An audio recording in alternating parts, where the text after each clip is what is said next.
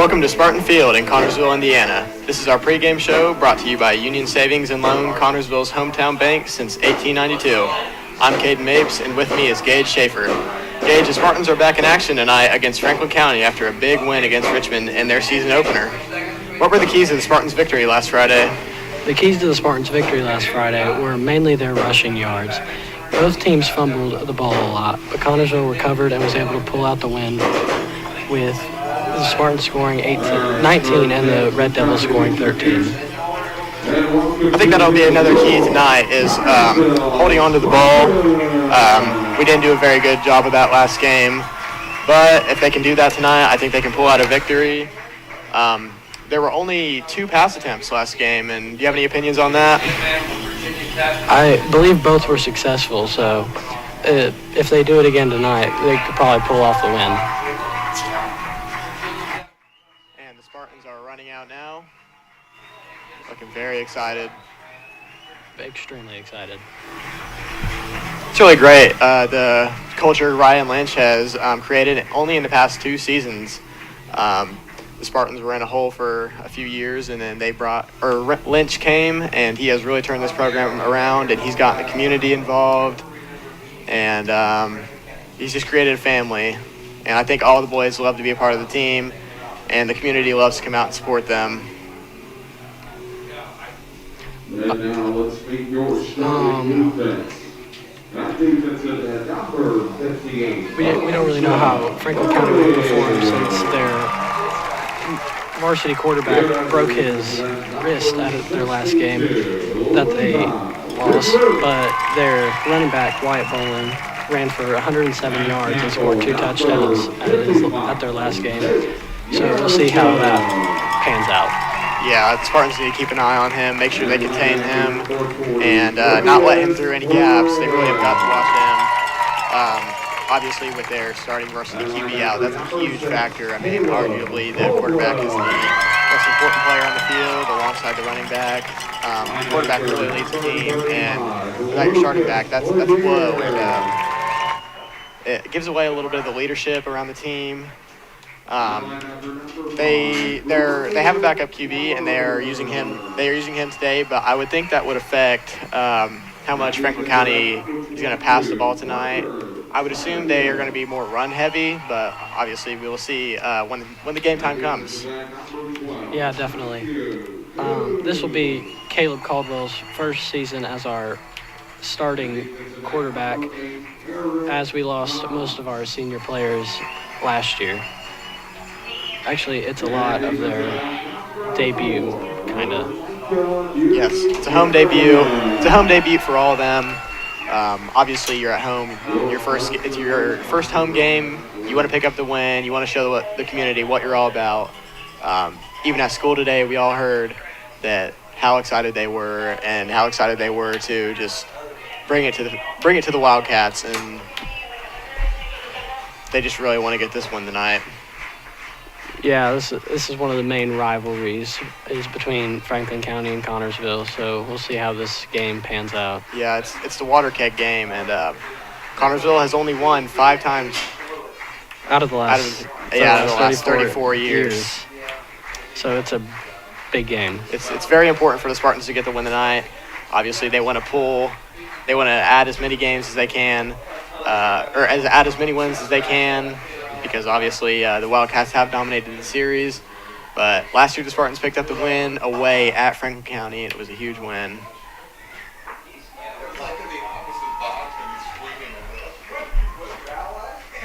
I believe we are about to start the national anthem.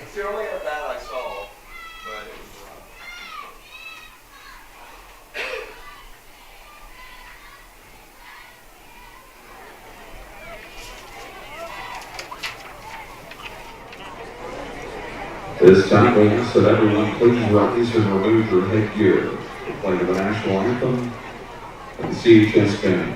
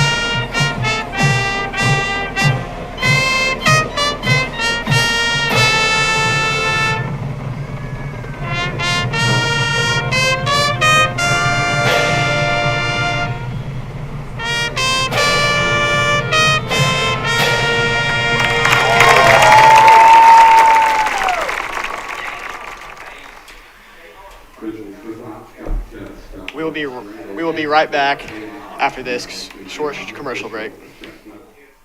Our new principal is Miss Flum. She's in her... Searching for a loan, a line of credit, or just a safe place for your money? Union Savings and Loan has you covered with great loan and deposit rates, local loan approvals, and the friendliest service in town. Even when you're on the go, you can transfer money or make payments with ease with USLA's mobile banking app.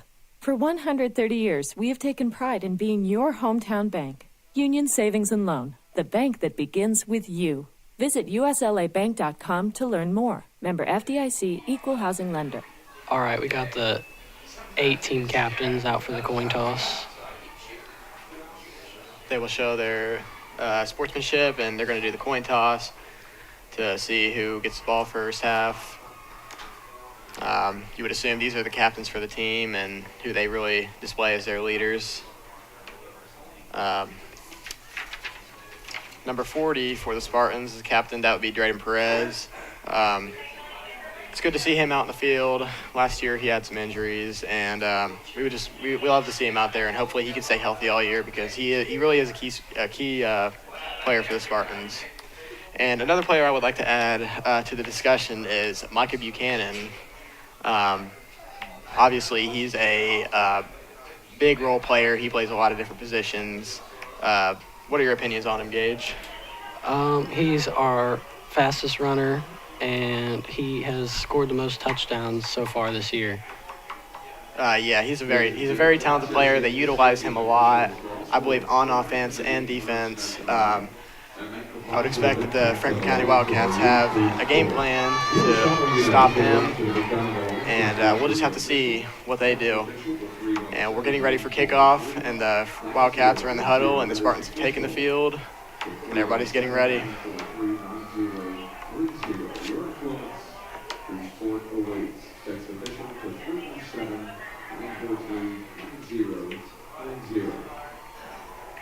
It looks like the Spartans are receiving to begin the game. I think it will be Micah Buchanan receiving the ball. The Spartans will look to block for him and get him a pass, hopefully pick up a lot of yards on the first play of the game. That can really dictate how this game goes if they can pick up a big chunk of yards on this play. We would love to see him do at least get to about hopefully the 30 or 40. I'm very interested to see how many passing attempts they have this game.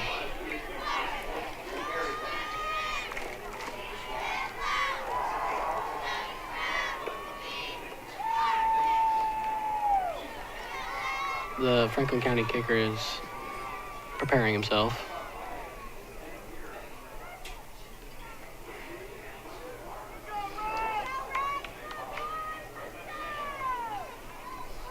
Teeing up the ball, and looks like we are about to go. Number 11, it looks like.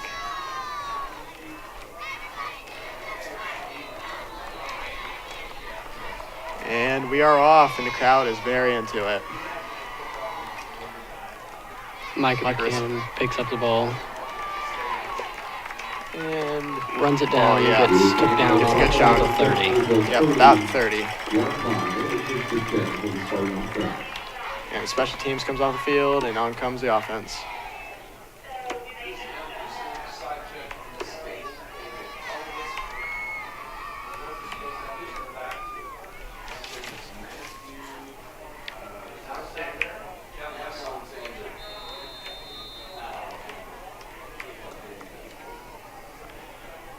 Ball is on the 31-yard line.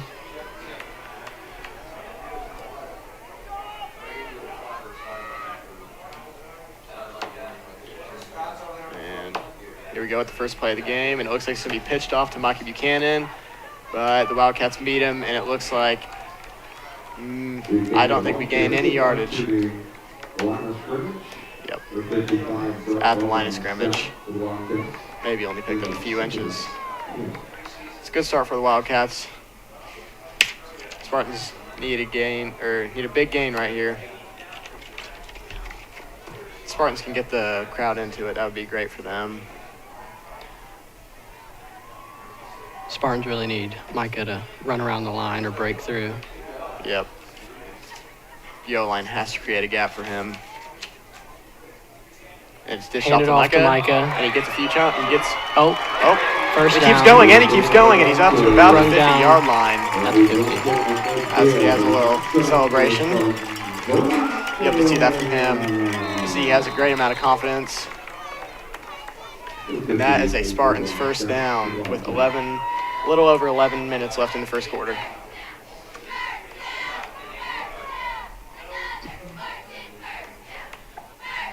Spartans just need to keep doing that in order to keep the ball longer and Yes. hold that line. But they have to switch it up every so often. And Hands off to Micah again, runs Yep. up the middle. Like I said, they would Gain of about 6 or 7. Yep. Be interesting to see how many rushing yards he has by the end of the game, since they tend to utilize him so much. I'm interested to see how many throws Caldwell will have tonight.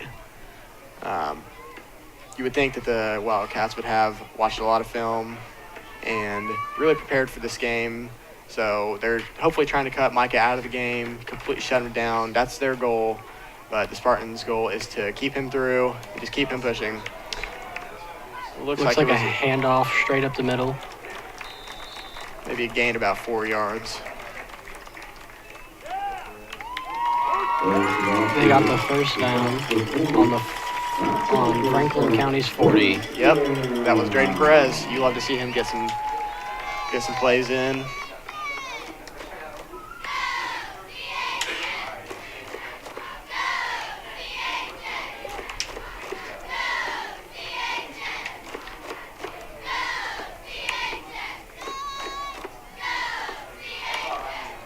And it's a toss off to Micah Buchanan. And he breaks through. And he's off to the races. Goes around the end. 20. 20. 10. Brought down at around the at the 10-yard line. Yep.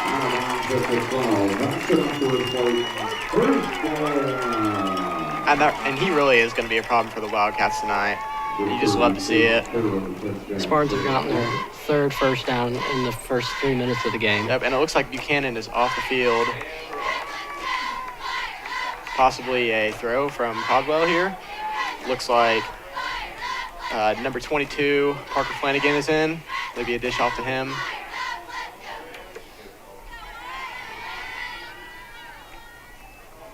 Yes, it is a dish off to Parker Flanagan. And he's in the end zone. Touchdown, Parker Flanagan. It's a flag on the play.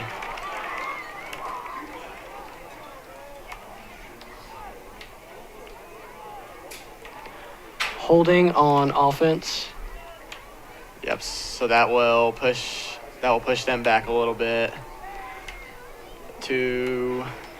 that'll push them back 10 yards to about around the 20-yard line. So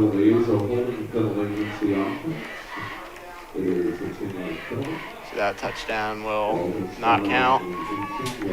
And the ball is on the 18-yard line, and it's a first down.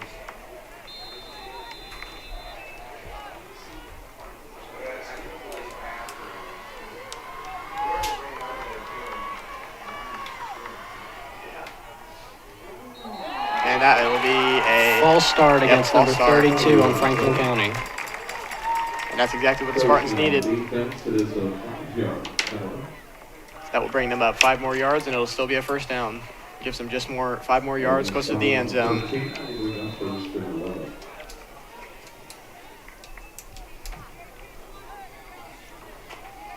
Spartans are starting to get into their heads. Yes, this has been a very good spell of possession for the Spartans, as they've taken off about 3.5 minutes of the clock.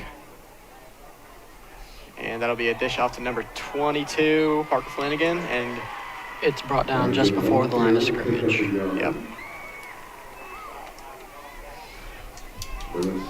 Parker Flanagan, he's a freshman, 5'8", 140 pounds, running back. You love to see him get some minutes. He looks pretty speedy out there. It's nice for the Spartans because it gives Micah a break and allows them to utilize him more. And it looks like he's back out on the field though. And number 22, Parker Flanagan, is off the field. Yep, so it'll be a dish off Handoff to Micah, brought down, just look about a gain of a yard. He ran it straight up the middle. Yep.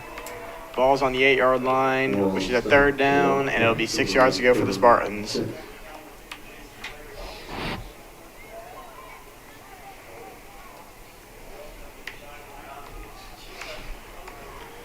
Caleb Caldwell enters the field.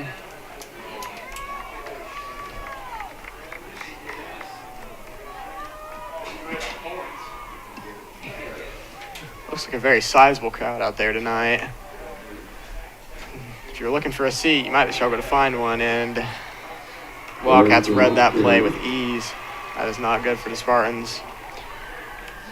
It's handed off to number 40, Drain Perez, but he was brought down.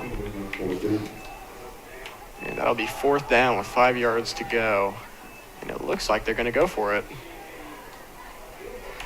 Interesting. Yep, they are going to go for it. I would have expected them to bring Nolan Shaw on the field and kick a field goal, but nope.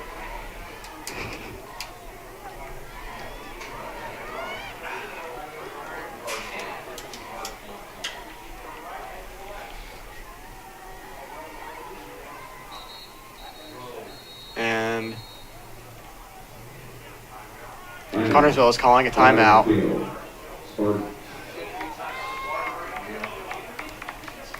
And we'll be back in just a few moments after this break. Are you thinking about buying or selling your home? Stay local and call Trish Smith at Better Homes and Gardens First Realty Group. She will walk you through the process to make an easy transition and lead you to your dream home. Please contact Trish at 265-2663 to begin your journey today.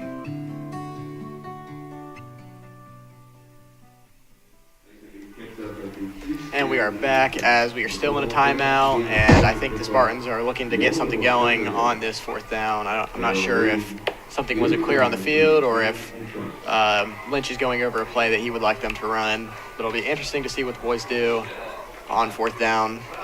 It's not like they can just go straight up. I mean, they can, but they can go straight up the middle. It's risky. They have 5 yards to go. It's a very hot night out tonight. You hope the boys are staying hydrated. Ref is talking to Spartan O-line.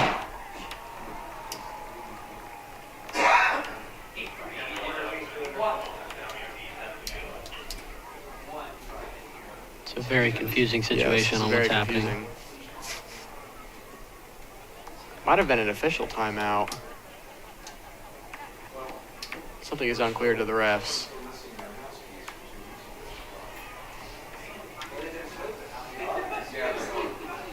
Looks like number 62, Levi DeGroat, had some questions for the ref.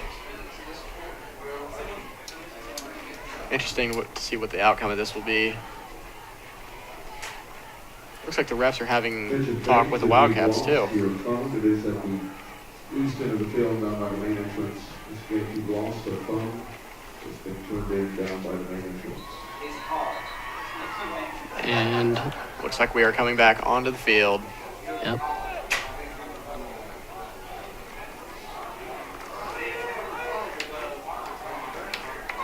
Would like to see what happens between this O-line.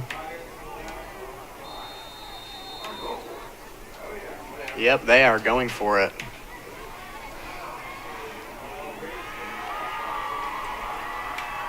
And it is a handoff. Oh, no, it's a trick play. Fake. Touchdown, Spartans. Caleb Caldwell. 1 for 1 on completions. Caleb Caldwell I have to say, I was not expecting that at all. Trot That's a great play from the Spartans. touchdown.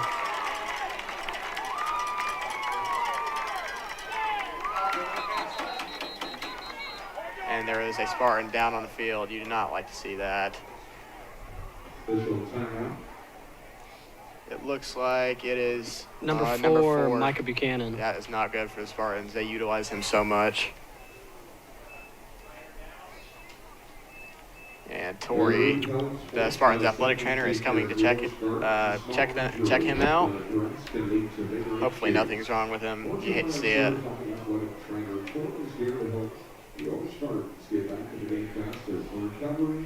Micah is a vital piece of Oh, the he Spartan looks like offense. he's hurting. He's limping. Looks like hurt leg, or he might be out for the rest of the game. We hope he's okay. Now they'll probably bring in one of their backups, like Parker Flanagan or Matt Coons.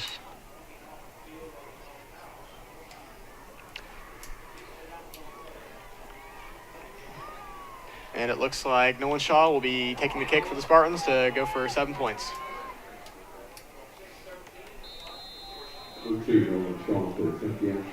Nolan Shaw lining himself up. It is snapped. It's down.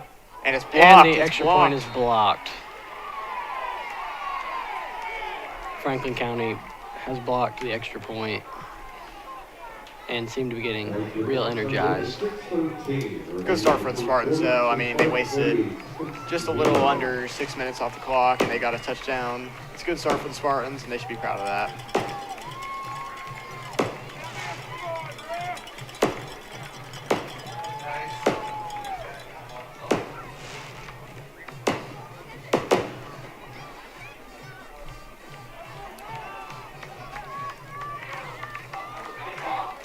It looks like some fireworks went off.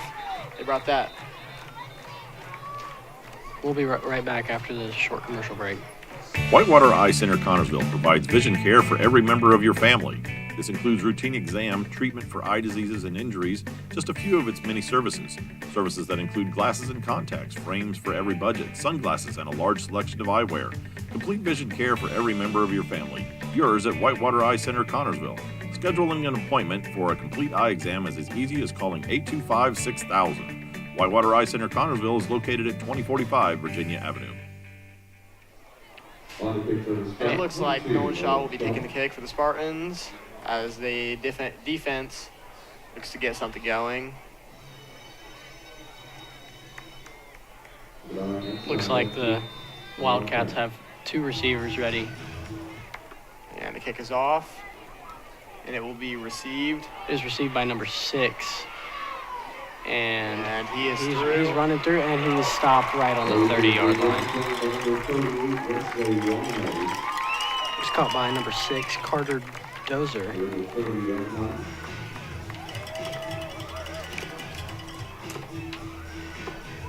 Special teams come off the field. And the defense was a big role last game against Richmond.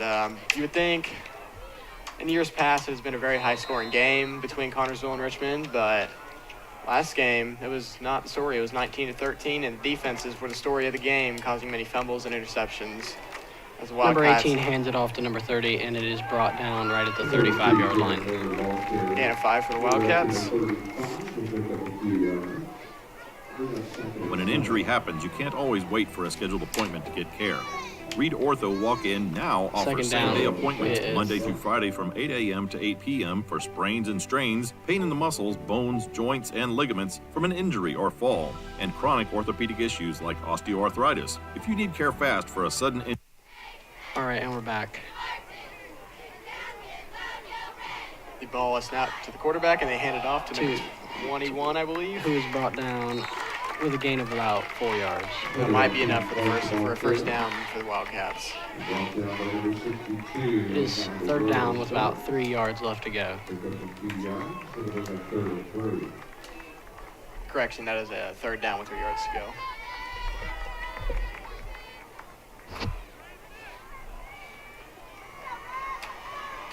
Impressive cheer block by the Wildcats tonight. They always seem to pack the house. Oh, and it's fumbled by the quarterback.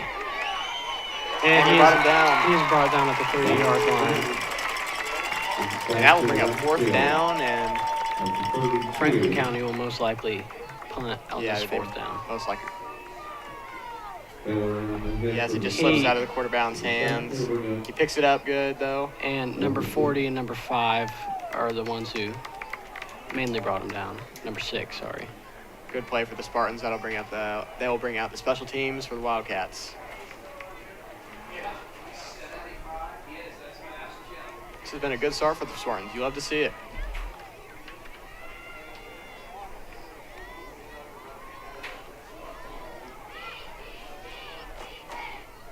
And the snap is off.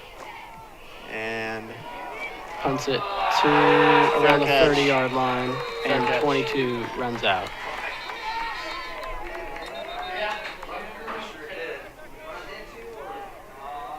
And they're going to fill in the 30 penalty on the that play. was number 22, Parker Flanagan, who called the fair catch for the Spartans.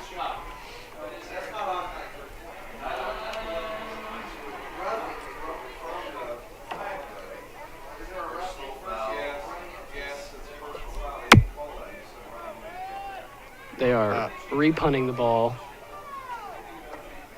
Never mind. They are not repunting the ball.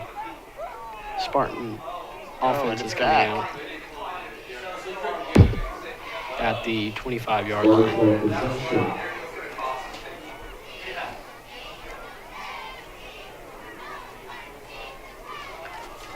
Interesting. I'm not sure what happened there.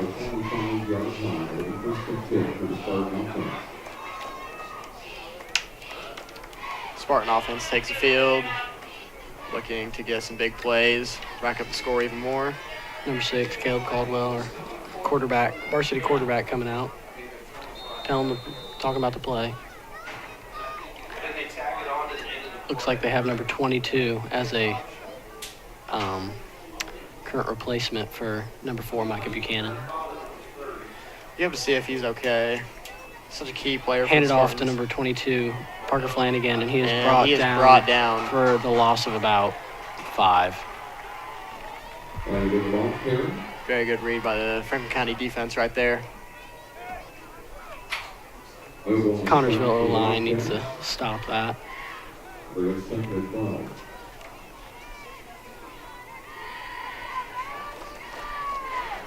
Just a little over 3.5 minutes left in the first quarter. Spartans leading 6-0.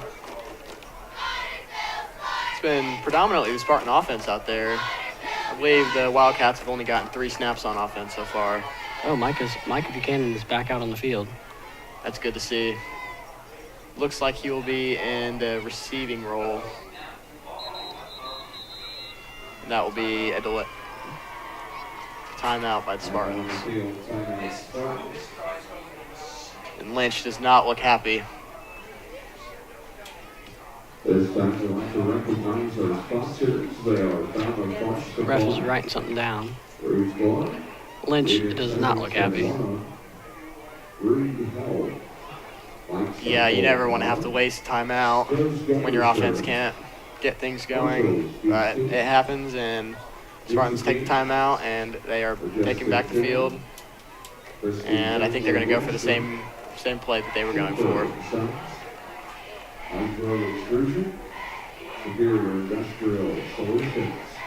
It looks like number 75, Zane Bentley, the sophomore, is the center for tonight. Which on his right is Tucker Harrison, and on his left is Elijah Murray.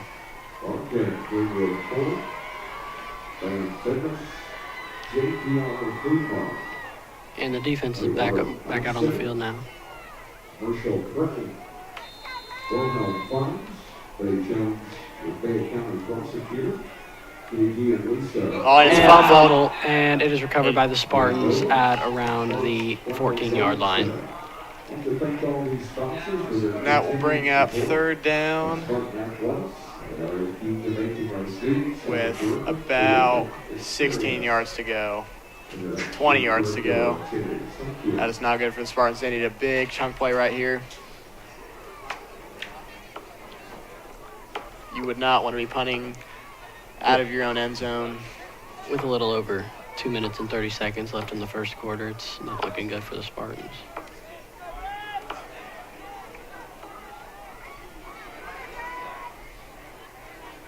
Caldwell Snap ball, and it is pitched off to Micah Buchanan, who gets some running, maybe about a gain of 4 yards, but it's not enough for first down. And you expect to see Nolan Shaw and special teams out there. Micah was brought down around the 22-yard line. I believe they're gonna punt it. And Franklin County has number 21.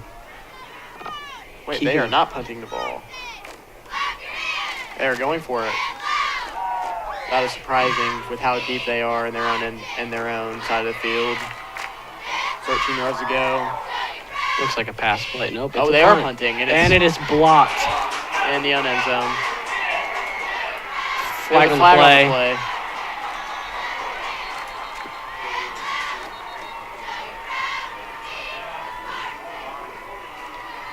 Franklin County ball, it looks like.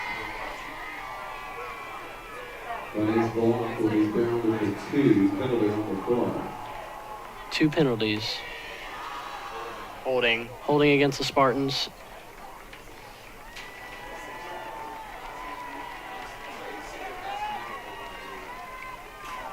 Not a good spell for the Spartans right there. You hope they can get a stop here, but with how close it is to their end line. With a little over a minute and 30 seconds left in the first quarter, the Spartans are on their own 1 yard line. Spartans still lead 6-0, and the Spartans hope to hold on to that lead.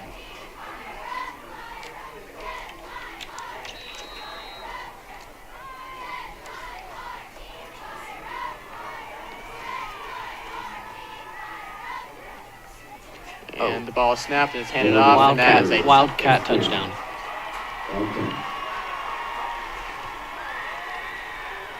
Looked like that was handed off to number 32, straight up the middle for the Jared Wildcat Moore. touchdown. Jared Moore, the senior. The 5'9", 160-pound senior.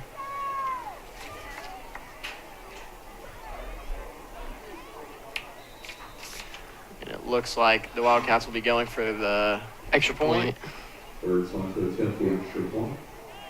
With Number 11, Hunter Hertz, kicking. Ball snapped, placed, and it is good.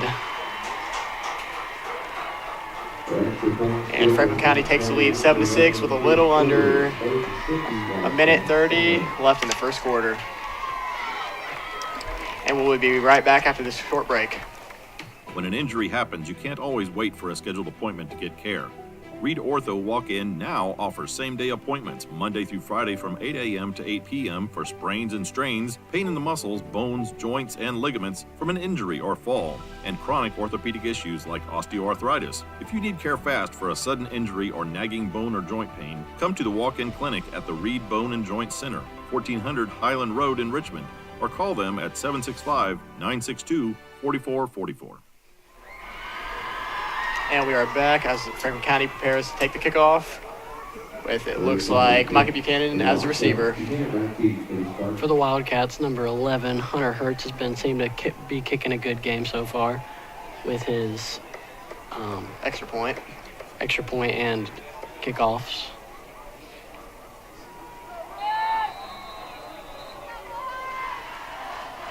And we are, it's a scuffed kick. On the ground, picked up by number 9. It looks like brought down around the 38-yard line. That is not bad for the Spartans. 39-yard line. Not too far from the half field. It was picked up by Braden Keller, a freshman on the Spartans. It's good to see the young guys getting some varsity chances. Obviously, it's good to have a veteran team full of seniors and juniors to lead the team, but also to have some freshmen who will be coming back in the next years. It's nice to have freshmen on varsity so they can get a taste of what it's going to be like for the next 3 years if they play.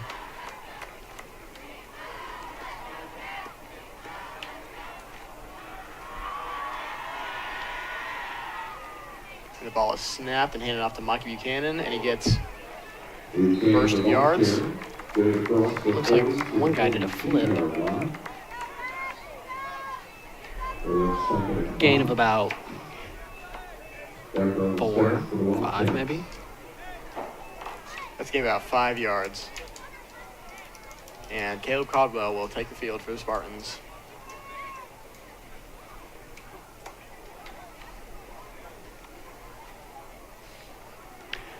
A little under a minute left in the first quarter. Spartans are on their second down with about 5 yards to go. The ball snapped, handed off to Micah Buchanan, flag on the play. Gain of about 2. False start against the Spartans.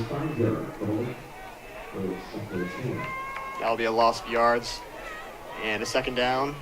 That will bring up second down with 10 yards to go with 40 seconds left in the first quarter, with Franklin County leading 7 and Spartans at 6. It's been a pretty evenly matched game so far. You would have expected that from both teams. The past few years, it's been very close games.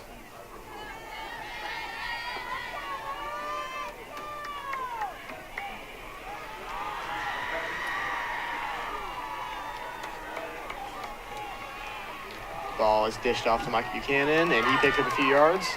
Brought down around the 41-yard line. Don's Auto Sales and Tires, 126 West 2nd Street. And the clock will stay running. And this looks like it'll be about the end of the first quarter.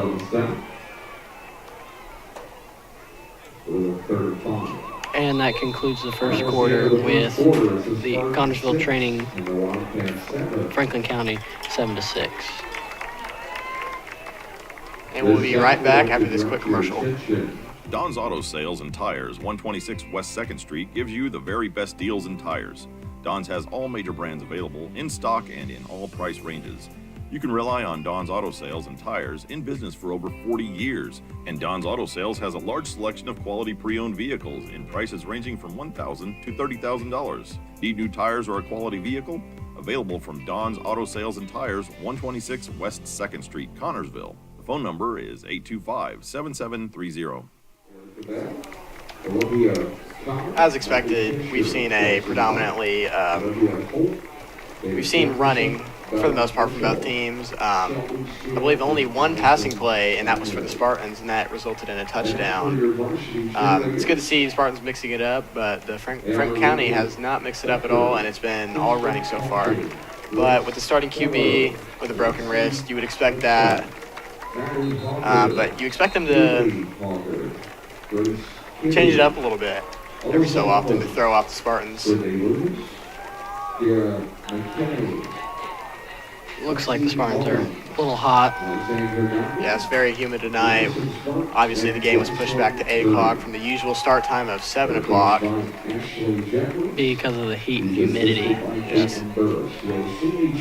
Very warm out today. Heat index of about 100 degrees. And we are about to end Spartans with 5 to go, third down. On around the 42-yard line.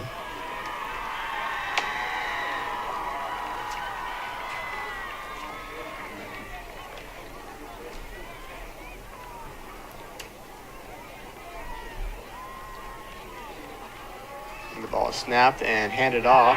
And oh wait, Mike Buchanan with a trick play. 20, 10, Spartans touchdown. They got me with that one. I did not see that was handed off to Micah. What a play.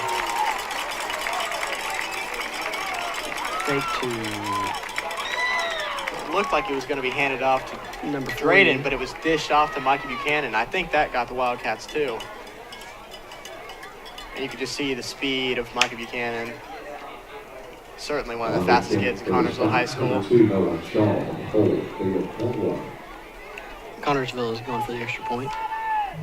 Kicked by Nolan Shaw, and it is snapped, and it is good. And the Spartans take the lead 13-7 with a little over 11:45 left in the second quarter. Perfect start to the second quarter for the Spartans. Connersville defense getting ready to go out. Oh, sorry, special teams about to go out.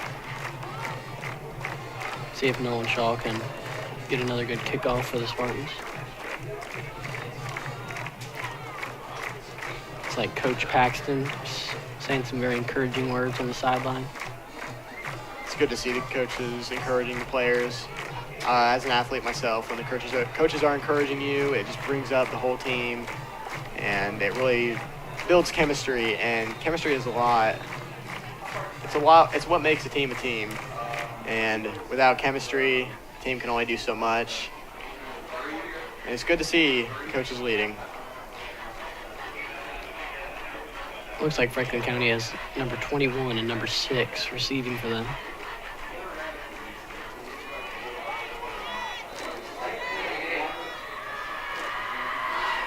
And the kick is off.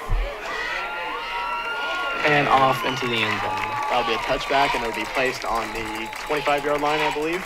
Long kick is under the end zone. As the Spartan defense comes on.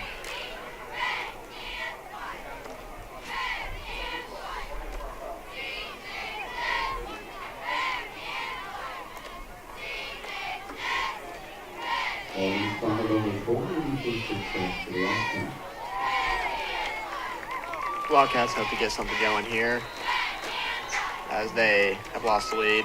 The Spartans took the lead, 13-7. Looks like the Spartans are now fired up with leading right now. Looks like 5 receivers on the play for the Wildcats, and the QB will take it himself. QB keeper up the middle, brought down at around the 20-yard line. Good stop for the Spartans. No gain on the play.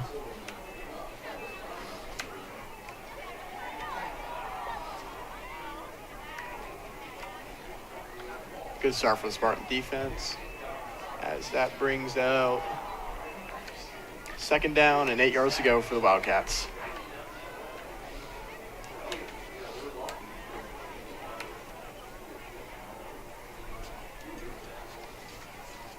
Oh, and it's a fumble right over the quarterback's head. Slips right out of the quarterback's fingers, and he covers it on the 10. That is the 2nd time this has happened for the Wildcats. Looks like a little fast snap. Quarterback wasn't expecting it, and he just goes down on the ball, and that will bring up 3rd down. About 3rd and 20.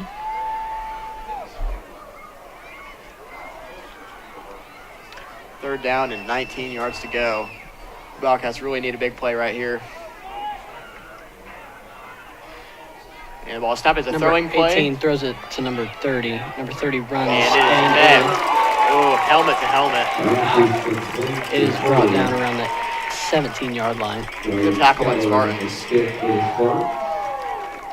Nice short pass by number 18. And then he is just trucked by number 5, Braden Keller, freshman for the Spartans. Once again, another freshman for the Spartans. Obviously, the Spartans lost a lot of seniors last year. I think it was about 16. The seniors were the heart of that team, and the Spartans got a winning record last year. Looks like they're punting, and the kick is good, and it's going to land right around the 45-yard line. And looks like it's going back right around the other 45. And out on the 44. Decent punt from the Wildcat.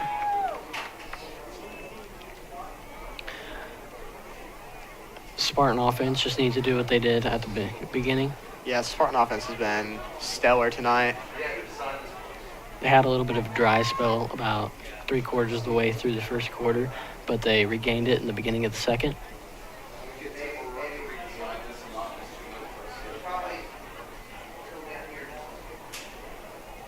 It's almost like a new whole offense for the Spartans. I mean, last year it seemed like every single person on the offense was a senior, such as like Gavin Pearson, Braxton Myers. They've all graduated and they're off to college. Likes Braxton Hand Myers. off to Micah And he's Buchanan. through. And he is through, and he's 20. And touchdown Spartans.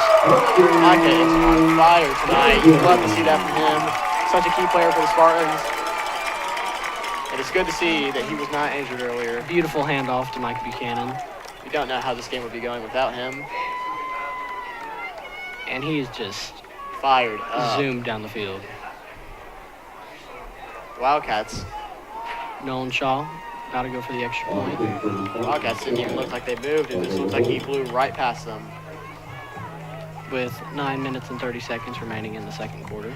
And And the kick is good. Spartans take the lead 20-7 with 9 minutes and 30 seconds left in the second quarter. And this has been a tremendous start for the Spartans. This is what you love to see. Micah takes a seat in success. As Micah takes a well-deserved breather.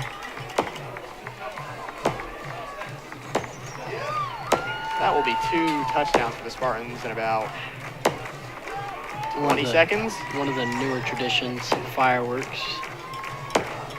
Yes, that was brought when Lynch became the coach last year, and it's excited them a lot as you see the Spartans. Looks like they're very happy with the performance so far. As Garrett Pearson, number 50, daps up Micah Buchanan, number 4.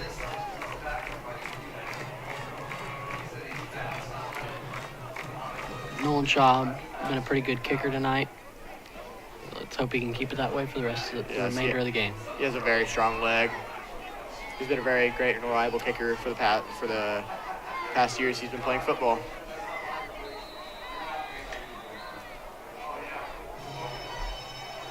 Kick is off, and it's going to land right around 15-yard line, and number 6 is running it, and he is brought down around the 25-yard line.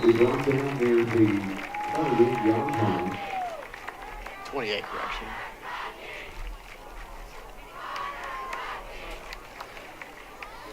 Special teams are coming off, and offense and defense are going out. Connorsville just needs to hold them before halftime. Yes. Spartans need to hold the lead before the half. They can get a stop right here. I mean, it's really going to tone down the Wildcats. I mean, you can only imagine what's going through their mind right now. I don't think they expected this at all from the Spartans. Spartans have played very well so far, causing error after error for the Wildcats. And it looks like it's going to be a pass play. 18 throws it down. It is caught by number 12 it's around caught, the 40 yard line. Fumbled, Brings it recovered, back up. and he is brought down by number 22, Parker Flanagan. That is a huge play for the Wildcats, and that's really just what they needed. And there's a flag on the play, and I believe it is on the Wildcats. What a breather for the Spartans. That's a real reliever for them. Looks like he juked one of the Spartan defenders and then just seemed to fumble the ball. But he picked it right back up, and number 22, Braden Keller, or Parker Flanagan, excuse me, brought him down. Flag is on Franklin County, and they're being brought back. 5-yard penalty against the Wildcats. So that will be a first down with 15 yards to go for the Wildcats. Unfortunate for the Wildcats. They really needed that right there to get them going.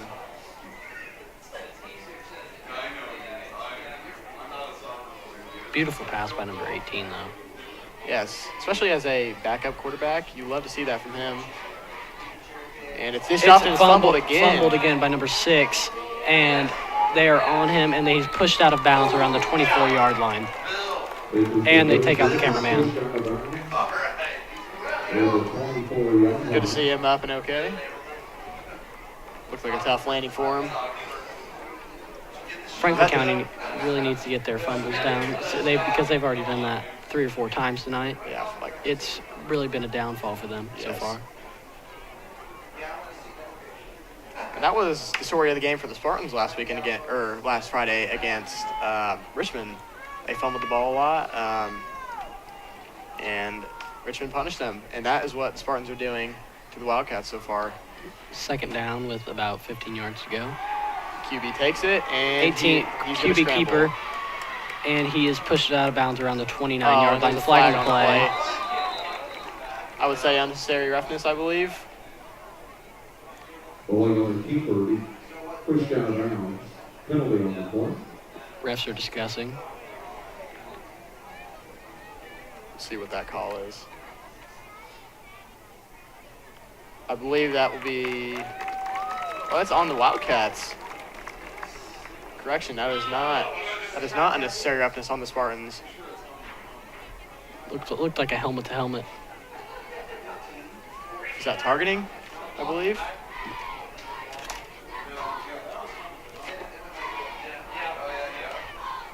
Yeah, it's just helmet to helmet. And they are pushed back even further almost into their own end zone on around the 9-yard line. It was in fact a helmet-to-helmet hit from the Wildcats. And that will bring up second down and 24 yards to go for the Wildcats. And they've really just dug themselves a hole that they need to dig themselves out of.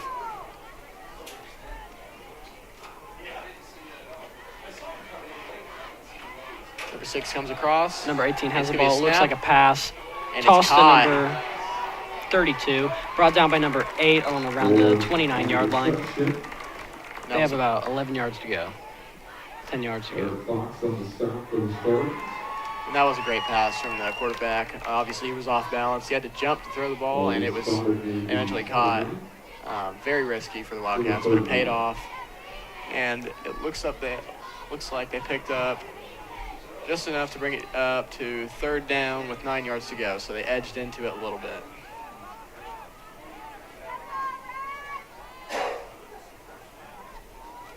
QB has Another the ball. pass play. Another pass play. And it's incomplete. Incomplete to number 6. See, this is interesting because with the first moments of the game, including the first quarter and the first part of the second quarter, you saw that they were predominantly running, and now they have changed that up to be more of a passing offense. So it's very interesting to see from the Wildcats. The Wildcats have brought out their punter, number 11, Hunter Hertz.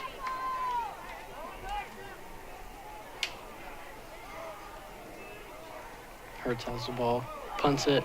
It's going to land right around the 45-yard line, and flag on the play. Brought down by number 74. Oh, and it looks like a Spartan and a Wildcat are getting into it. And his teammate comes pulling back. You don't want to see any tussles break out between the two teams. Another flag on the play. That'll be a holding against the Spartans.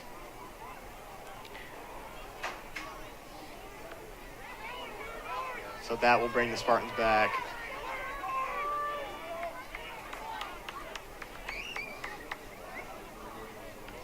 Refs are trying to figure out what they should do.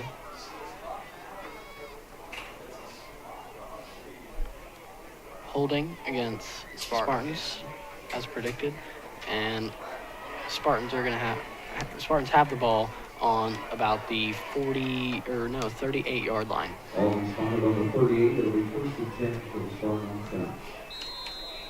Spartans are 1st and 10 in the second quarter with a little under 7.5 minutes left remaining in the half.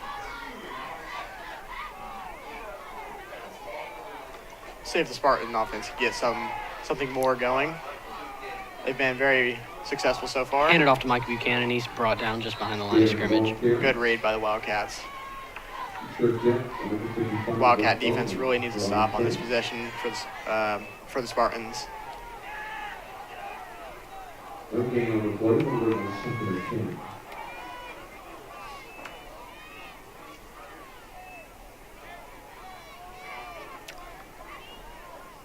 Spartans need to break through the defensive line.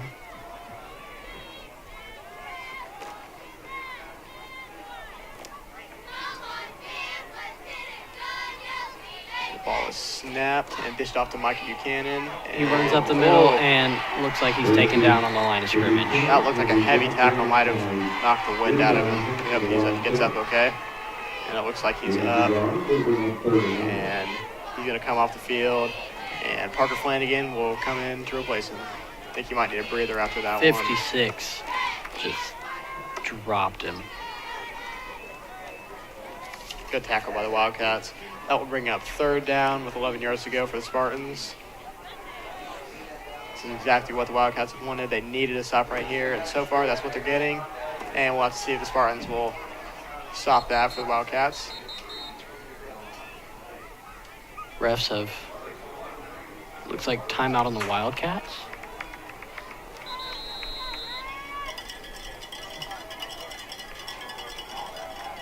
Indeed, a timeout on the Wildcats. And we'll be right back after this short commercial break. It's events like this game that make our community such a great place in which to live, work, and play. All of us at FCN Bank applaud the CHS Spartans for their hard work and dedication. Thank you for reminding us once again why we all choose to call this place home. FCN, building stronger communities, one great local event at a time. Go CHS Spartans. Good luck. FCN Bank, member FDIC.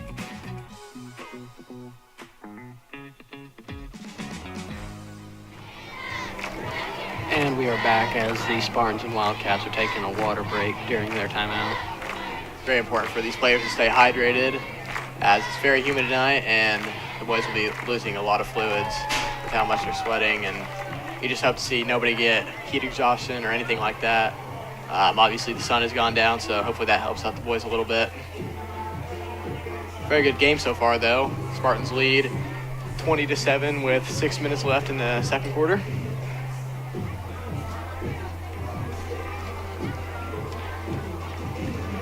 Our varsity quarterback, Caleb Caldwell, looking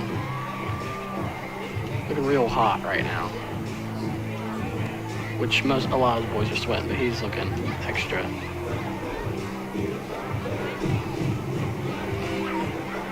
Caldwell seems to be communicating with the boys, trying to lead them into something more. What they've got going so far, with it being 3rd down and 11 to go. Spartans need to break through the defensive line in order to get, and Micah's back out on the field. Need to get Micah through the line. Micah looks like he's dancing, getting hyped up. You can only hold him down for so long.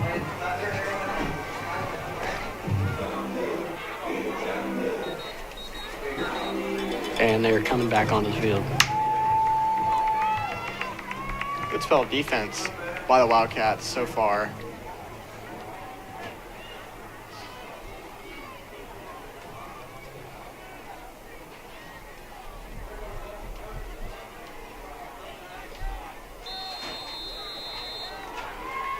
And the clock is running.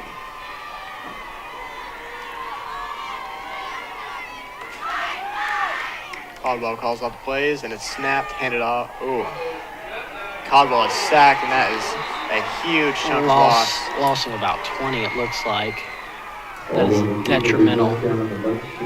detrimental sack by the Franklin County Wildcats. They read that play very well. And that really gets the Franklin County crowd back into the game, and that's really what they need. Wildcats need their crowd to get into the game. Obviously, so far, the Spartans crowd has been very into it. It looks like it's 4th and 21. And Nolan Shaw will be the punter.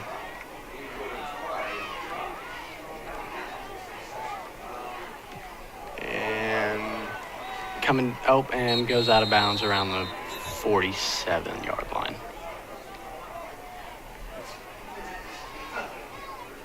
Not exactly where you want the ball to be placed for the Wildcats to get their offense back on the field. Ideally, you at least want them in their own half.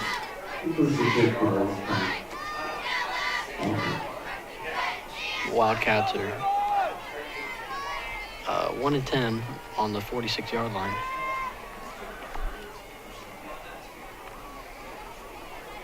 I believe that was only about a 6-yard punt from the Spartans.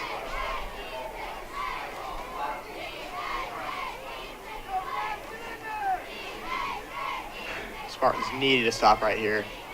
And it looks like a pass play by number 18. He's passed. And it's incomplete. Incomplete, out of bounds. To number 12, Blake Stevenson.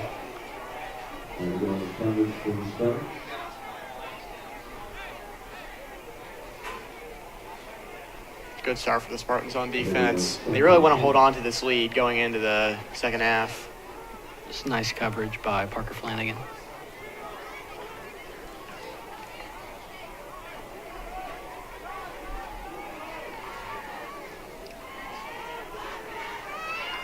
The Spartans can hold a little under a 2-touchdown lead That would be ideal for Pass them. play by number 18. Oh, quarterback keeper. And And he it's- runs it, and he's brought down around the 40-yard line. I believe he was brought down by number 40, and that is Drayden Perez.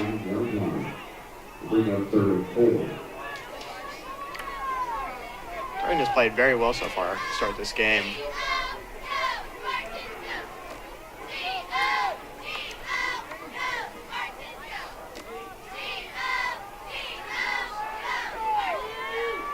Got 3 receivers. Looks like it might be another pass play. 18 has the ball, and it's handed off to number 32. And he breaks through. He breaks through, and he keeps going. He's brought down. Oh, he's not brought down. And there, he's taken down around the 10-yard line. And that definitely gets the Franklin County cheer block into it, as they're cheering very loud. Wildcat first down. That brings the ball to the 11 for the Wildcats. This is ideal for them. They need to break into the lead that the Spartans have going into the second half.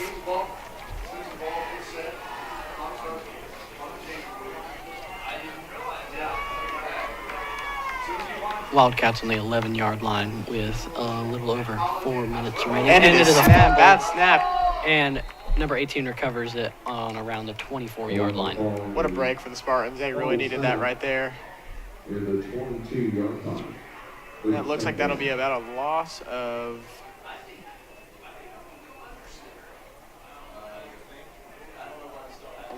about yards. Wow, that is a huge chunk. So that'll bring up second down and 21 yards to go. But still plenty of time for the Franklin County Wildcats to get something going here. A little under 3 minutes and 30 seconds left in the second half, or first half, sorry. And Looks like a timeout.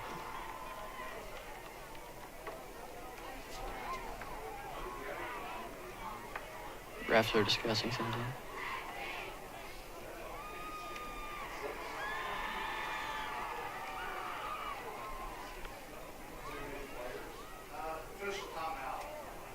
that will be an official timeout.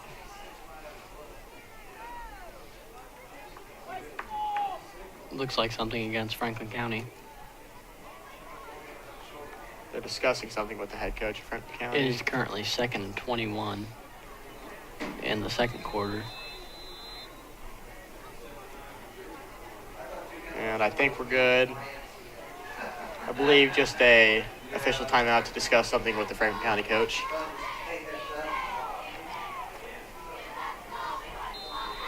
And another timeout Wildcats, maybe. Yep, well, timeout Wildcats.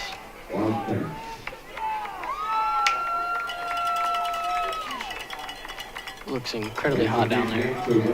Might just be a water break. The session stands are open behind the main grandstand. While visitors long fence over baseball. Obviously a lot of time left in the game, but Franklin County down 20-7.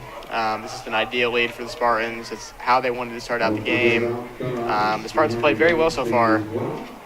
Franklin County just needs to look to get something going, as we are a little under 3 minutes left in the second quarter.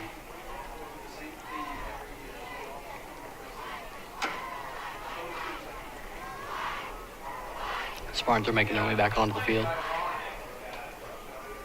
It's interesting how both cheer blocks seem to dress as they use the quote-unquote hick theme for their cheer blocks against each other every year.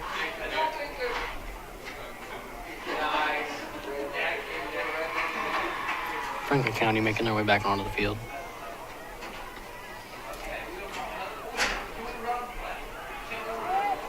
Cartersville cheer block.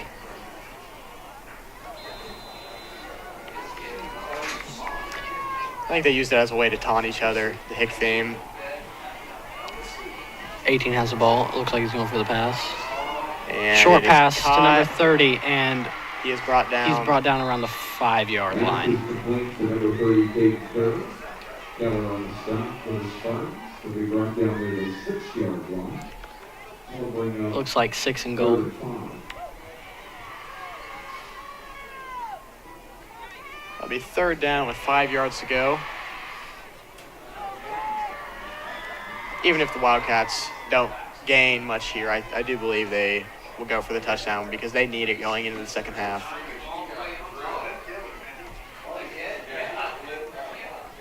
The ball is snapped and it's handed off to number 21. And he's brought down what looks like the 5-yard line. Pick up a few yards on the carry. Call the gain of 2.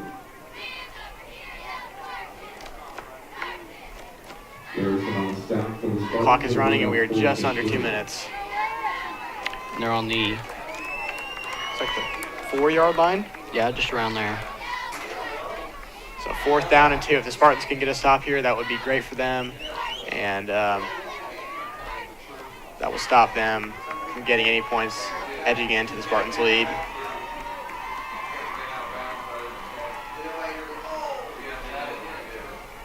Ball is snapped, handed off, and it will be a Franklin County touchdown. Number 32, Jared Moore, the 160-pound senior for the Franklin County Wildcats. That will bring the score to 20-13 with a little over 120 left in the first half. The Wildcats just opened up that slot in the defensive line. Looks like number 11 will be taking the extra point for the Wildcats, excuse me.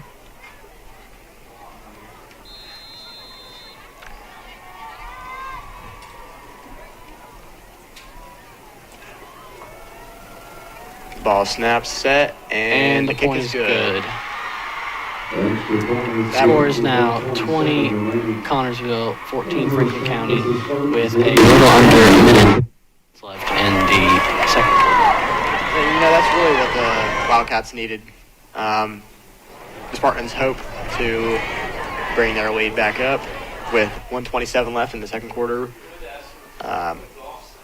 Spartans would like to go into the lead with more than a 6-point lead, but we'll see what happens. It looks like Michael Buchanan will be returning the ball for the Spartans.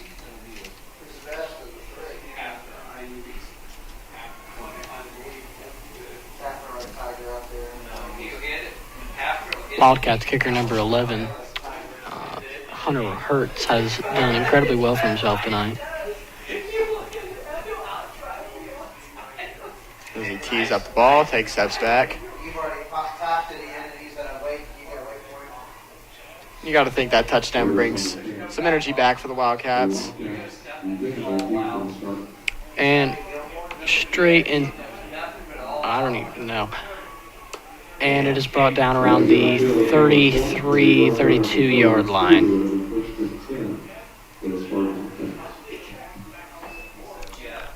It looks like number 32 has his hands on his hips. That will be Jamel Carter, the senior. We hope he's okay. Ball is on the 32. A little over 120 left in the second quarter. Spartans hope that they can run out this time and get a touchdown to bring their lead back up.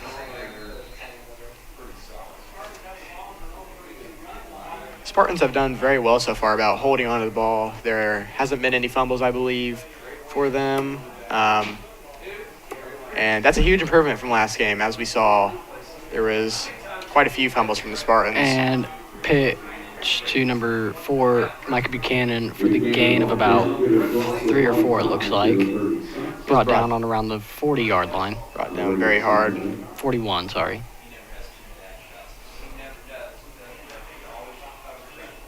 And the clock stays running after a running play. So we are down to just a minute left in the first half. hopefully the Spartans could get a big chunk play right here.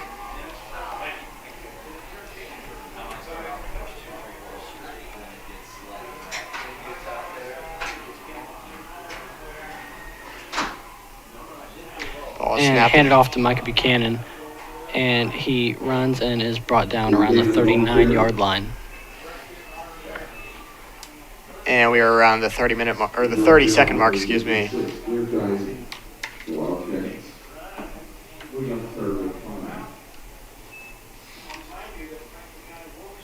20, a little under 20 seconds left.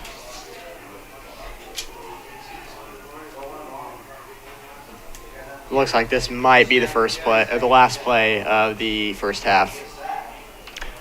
And it is handed off to number 4, fake to number 40, and is Brought down by the Wildcats, and that will be the end of the first half as the Connersville Spartans take a 20-14 lead over the Franklin County Wildcats. we will be back after this short commercial break. This Spartan Sports Network program is brought to you by Edward Jones.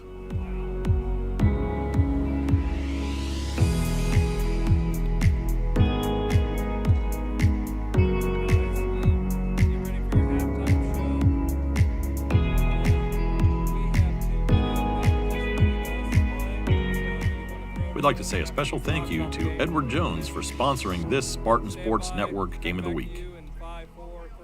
And it looks like there was some fireworks going off for the halftime break as entertainment for the fans. And the Spartanettes are going out onto the field for their halftime show. Pretty good half from the Spartans. As expected, it was predominantly running. There was a few pass plays. Excellent throw by Caleb Caldwell into the end zone for the touchdown. 2 huge runs by Mikey Buchanan. Mike has been playing very well so far. I think the whole team's been playing very well so far. Micah has scored all of the Connersville touchdowns, and they've all been running plays. And the Franklin County fumbles have really helped with them losing well over 50 yards to their fumbles. You would think that the Franklin County Wildcat coach cannot be happy with the amount of misplays they've had with all the fumbles.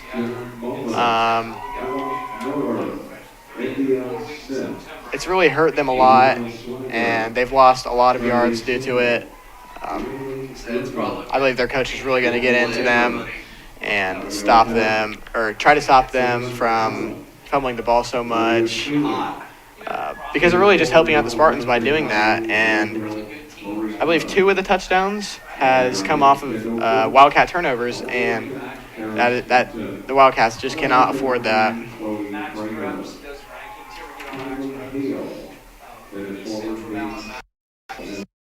Spartanettes get ready to do their dance.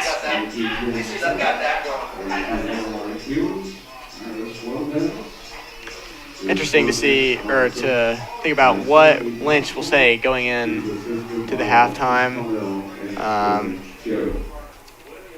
wonder if he'll change it up at all. You saw from the first quarter going in, from the first quarter from the Wildcats, it was predominantly just running from them, and it was a mix of both running and passing plays, so it wasn't as predictable for the Spartans, and the Wildcats ended up getting a touchdown off of that.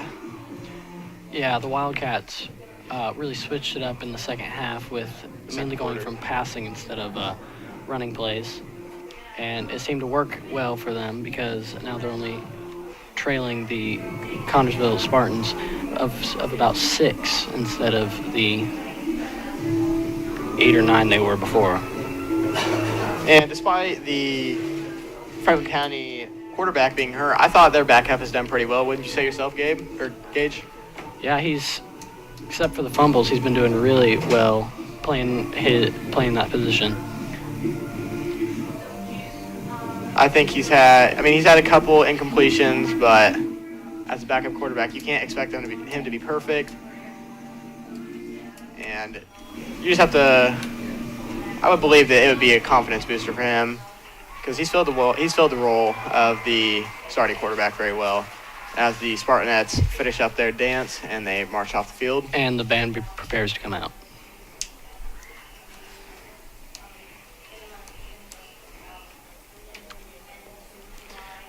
All right, we will be right back after a couple short videos. Little Cheerleader Night is a 3-day event hosted by the high school cheerleaders to help raise money for their program and give back experience to the youth. Little Cheerleader Night has been a tradition that we've done for a very long time. We've been doing it for fundraising and just to give back to the community pretty much. The high school cheerleaders don't just help the elementary kids, but they help the middle schoolers advance their program. Both squads enjoy being role models, cheering, and teaching the young kids all the things about cheerleading. My favorite part about Little Cheerleader Night would probably be learning all the cheers and like getting a refresher of all of them, because usually I do know all of them, but it's like a good refresher for me to like have them back in my memory. My favorite part of Little Cheerleader Night is seeing all of the kids get really happy to learn all the chants and to be involved in the community. My favorite part about Little Cheerleader Night is seeing the girls get to experience something that they've never experienced before.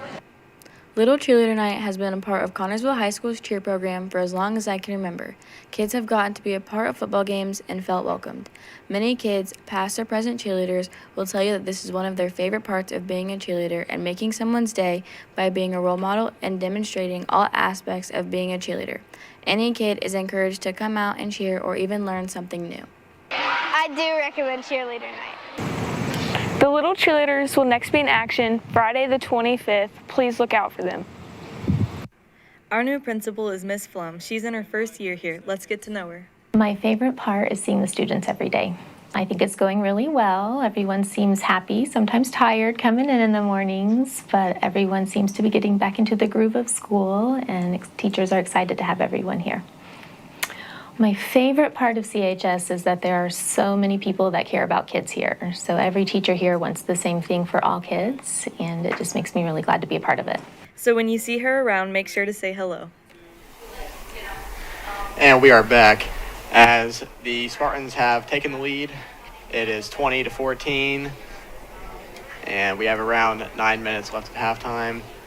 Like we said before, penalties have really killed the Wildcats. The snaps from their center have not been the greatest, so you expect their coach to get on to them about that. Key things for the Spartans is the running game. They have the O-line has really opened up gaps for Micah, and they have done a very good job so far. Wouldn't you say, Gage? Yeah, and I feel like they need to start passing a little more, though, because they're becoming a little predictable with their...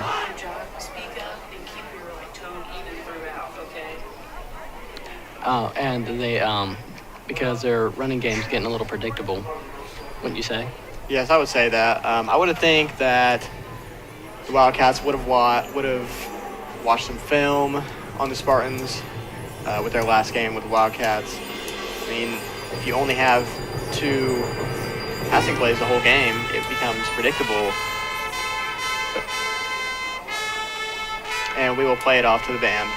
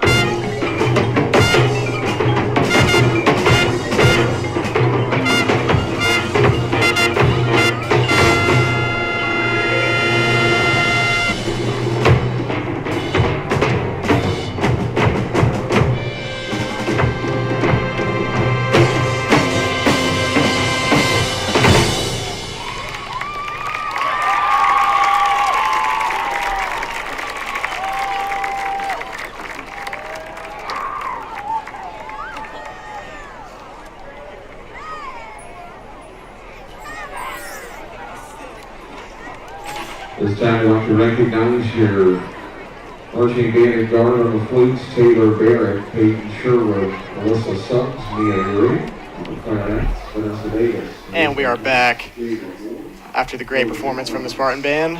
They've really been working hard recently, and it's good to see them get the recognition they deserve. The Wildcats last game, they fell to the Trojans, the Newcastle Trojans, 26-21, bringing their record to 0-1. The Wildcats hope to gain back a win, evening out their record to 1-1 tonight. So far, hasn't looked too good for them, but it's 20-14. There's this whole second half to be played. And what do you think are some key things the Wildcats need to improve on to help them get back and really get their... I think the Wildcats really need to control the ball more with the fumbles that have been happening, and their passing game has been pretty good. So has their run game. They've just lost the yards on the fumbles, and they've got a few fouls on them. So they need to control their hands when it comes to that, and control the helmet to helmet. Yeah, the Spartans have really... They've had the ball far more than Wildcats have, and typically in a game you'll see that the team has the ball more often than the other team. And typically that's the team that's winning. I mean, ball in the offense, the better it is because it gives the other team less chances to score. And it's good to see the Spartans have held onto the ball pretty well. Improvements from last game. Very few fumbles, no interceptions. This has been a very well-rounded game for them.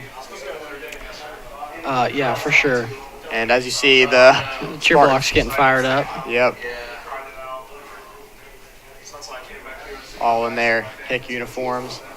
Interesting tradition that both schools seem to have going on now.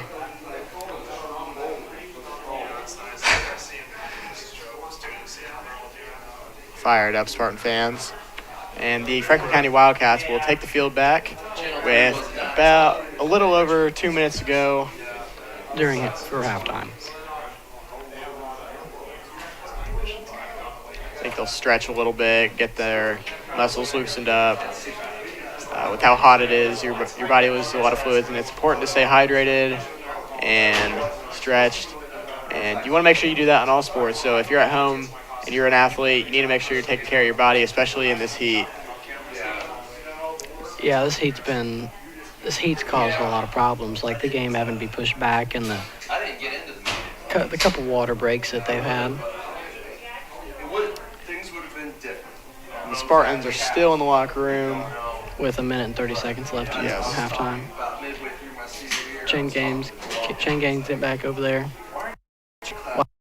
Fired up in their stretches. It was a good end to the half for them. They really turned it around. The score was 20-7, I believe, and they brought it back to 20-14. They just have to continue edging into the lead. I mean, with one more touchdown and an extra point or a 2-point conversion, they take the lead from the Spartans, and the game is just neck to neck, and it's been a really good game so far, and you love to see it, and it'll be interesting to see who the water keg goes to. Spartans still haven't came out with 50 seconds left in the halftime. Franklin County has dominated the water keg rivalry, with Spartans only winning 5 out of the 34 years. But last year, the Spartans won at Franklin County in a very good game. And Connersville Spartans are coming back out with 30 seconds remaining in halftime. Coach Lynch probably said some very encouraging words back in the locker room. And Lynch has been a great coach for the Spartans. The Spartans really have.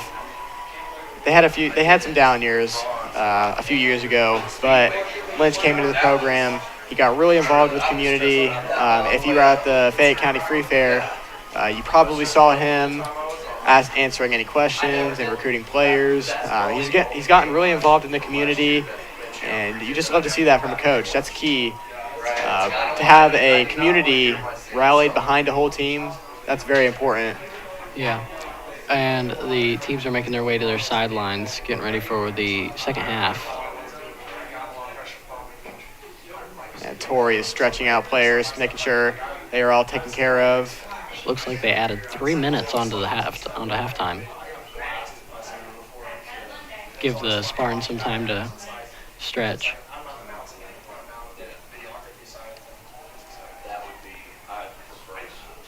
And Caldwell is warming up, getting his arms ready. And the Spartans will go into the end zone and start stretching. But like I was saying, this Connersville community, they really rally behind their sports teams, no matter what sport it is, especially basketball and football. Packed crowds almost every game. I mean, especially tonight, you look out into the crowd and there is not many empty seats.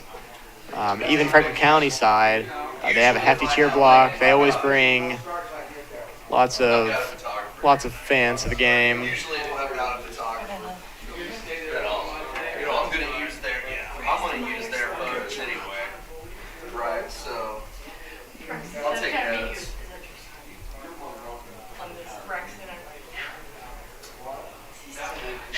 Spartans are stretching in the end zone, getting prepared for the second half.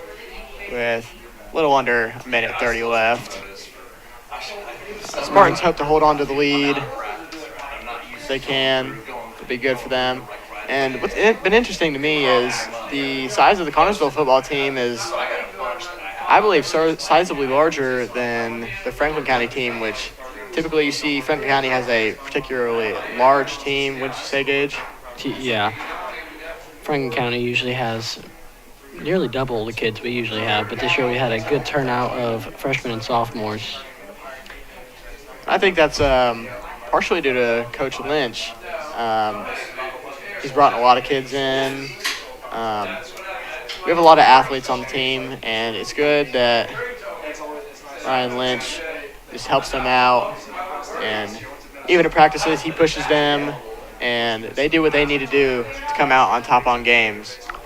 As we have a little over 30 seconds left until the start of the second half. And the Wildcats will be receiving the kickoff.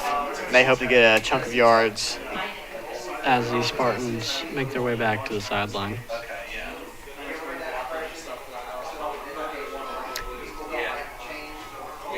Franklin County Wildcats are huddled up, looking like they're getting ready to take the field.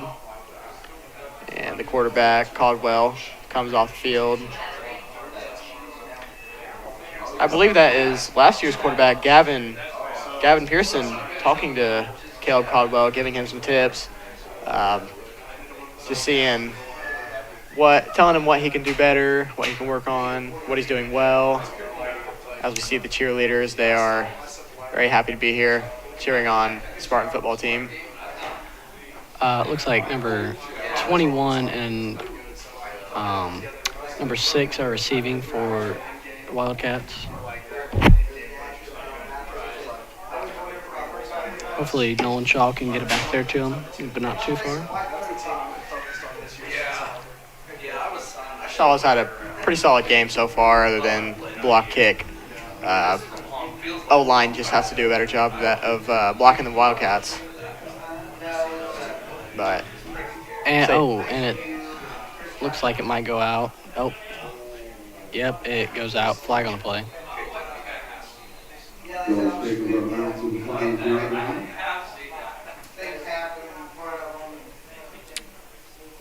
That isn't an ideal start for the Wildcats. And that will bring the ball up to the 35-yard line, I believe, for a 10-yard penalty off of the kickoff.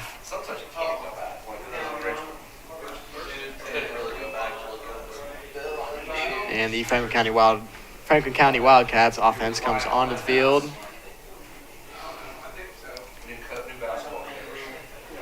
Never mind, it looks like. Oh, they're re-kicking. It's a re-kick.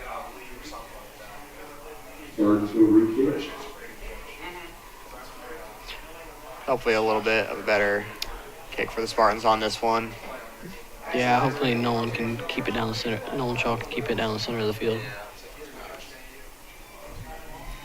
The ref hands off the ball to Nolan as he will tee up and kick off again with the start of the second half.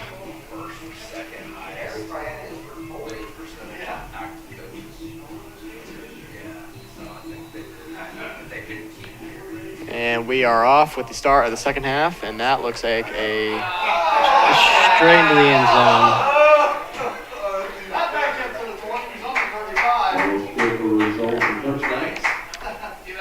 Ball will be placed on the 25-yard line for the Franklin County Wildcats to start out the second half. They really need to get something going early on here, set the tone for the second half. Same with the Spartans. If they can get a stop here, that will be ideal for them. And that will really help them with their confidence and just helping them push through the game. I'm sure they're all tired, but it's a tough game. They have to push through, and we'll see who comes out with the water keg. Number 18's really been a good backup quarterback for the Wildcats. And it looks like a pass. He passes it to, and that's on and the, it goes out. And number 12 just pushes the Spartan player out of bounds. It's interesting to see no flag on that play, considering the ball wasn't even in near them.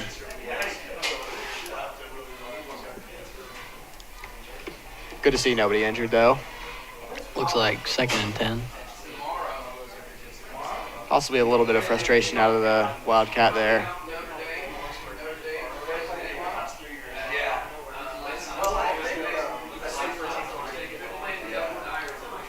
And is fumbled again. Recovered by number 18. But and he breaks free, and there's a flag on the play. Flag on the play, but looks like a gain of about 15.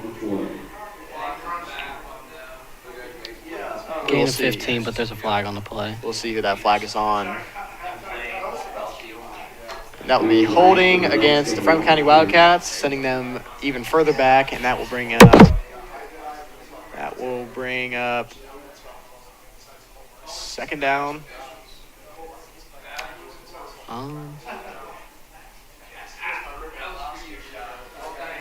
Looks like they're taken back to the 15-yard line. 16-yard line, sorry.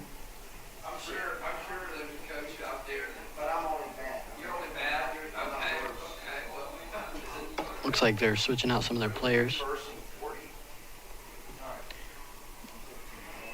Let's see if number 18, Wyatt Bowling, can keep the Wildcats. It looks like it's first down with 15 yards to go for the Wildcats.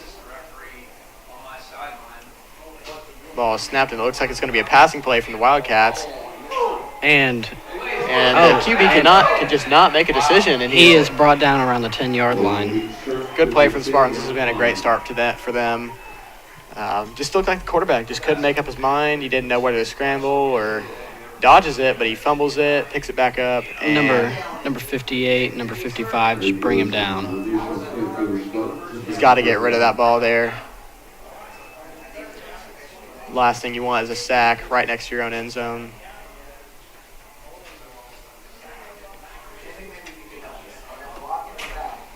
It is third down with 25 yards to go.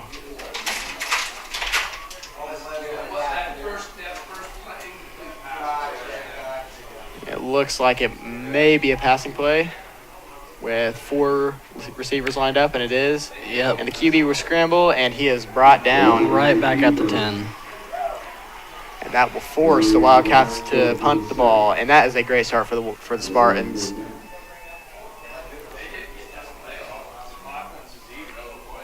Fourth down, the 10-yard line. It looks like Buchanan will receive the ball off the punt.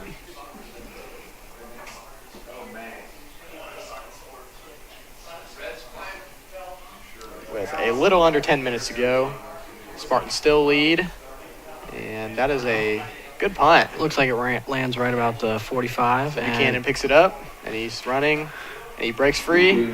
And he lands right around the 43, 42-yard line. Gain of about 15 yards, would you say, Gage? Yeah.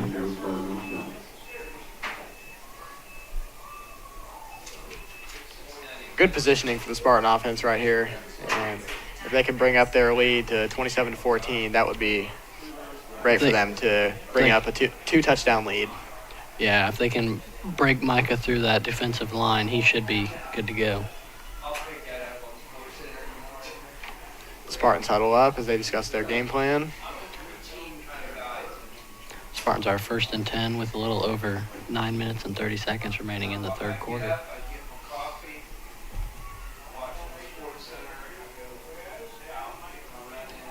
It looks like there are 2 players behind Caldwell. Possibly a running play, I would assume. And Caldwell hands it off to Micah Buchanan. He looks like a gain of about 2 or 3 yards. And that will bring up 2nd down. 2nd and 5, maybe? 2nd and 6, sorry.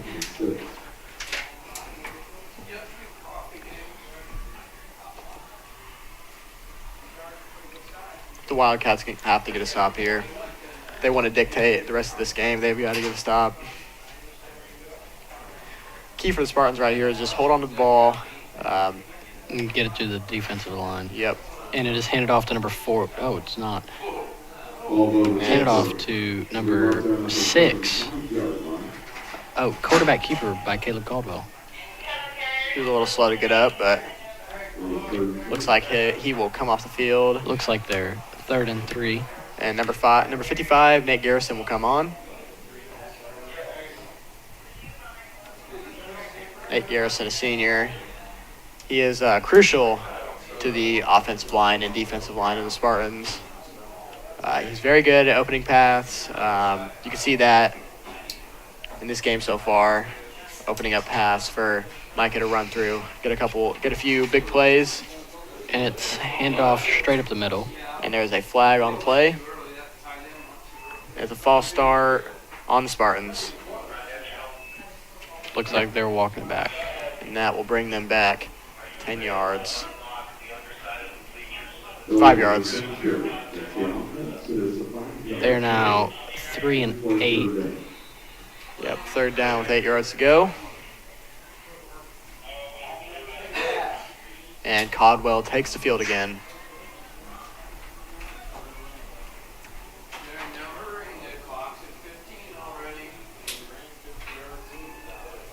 Spartans seem to be taking their time. 5 seconds left.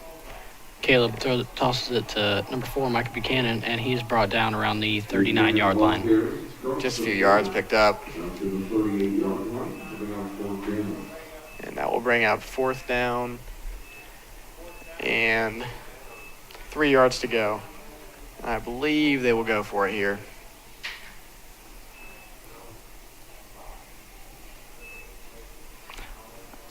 I believe they're going for it. Caldwell takes the field again. They break with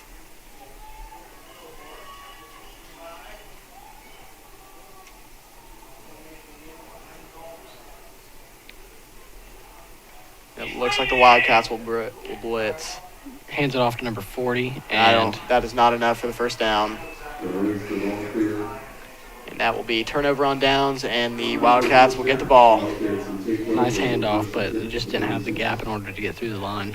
Yep, Wildcats they read that well, as you can see.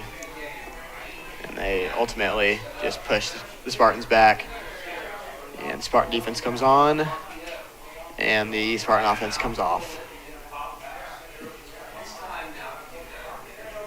So both starts for both offenses resulting in nothing for the Spartans, or for both the Wildcats and the Spartans.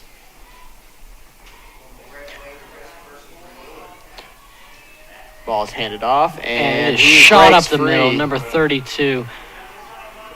He is he's pushed out of bounds around the 35-yard line.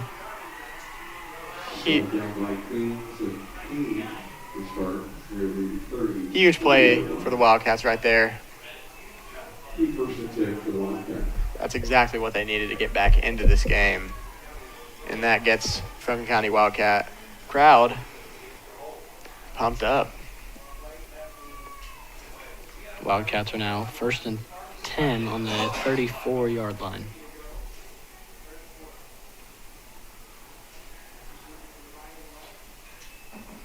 It's Hand another off to run number play. 21, right up the middle. Looks like a gain of about 7 or 6 yards. This running back seems to be very explosive to start this second half. Didn't see too much of that in the first half, but he looks very explosive. Yeah, number 32, Jamel Carter, comes off the field for the Spartans.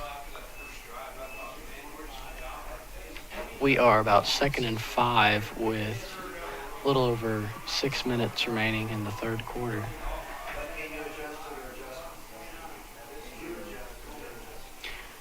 Ball snapped, another run play, and there is a flag on the play.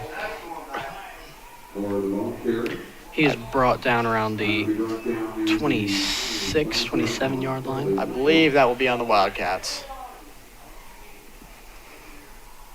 We'll see.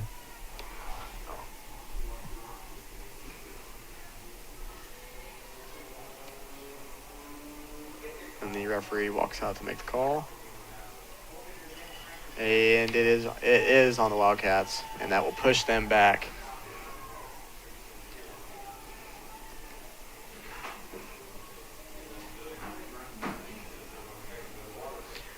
Read well by the Spartans, though.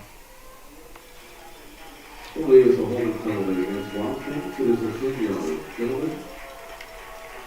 is walked back around 10 yards there now. It will be second down with 15 yards to go, I believe. Yes, Yeah. 2nd and 15 with a little over 6 minutes to go left in the third quarter. And the Spartans are still holding on to the lead, 20-14. It is handed off to number 32. He runs up the middle And again, he gets and he a breaks huge through. break. And he's brought down around the 15-yard line. And he is on fire to start this second half.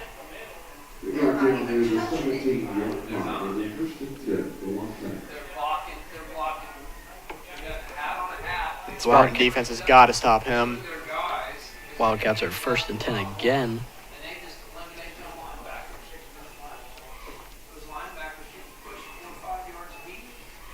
Have about 17 yards to go.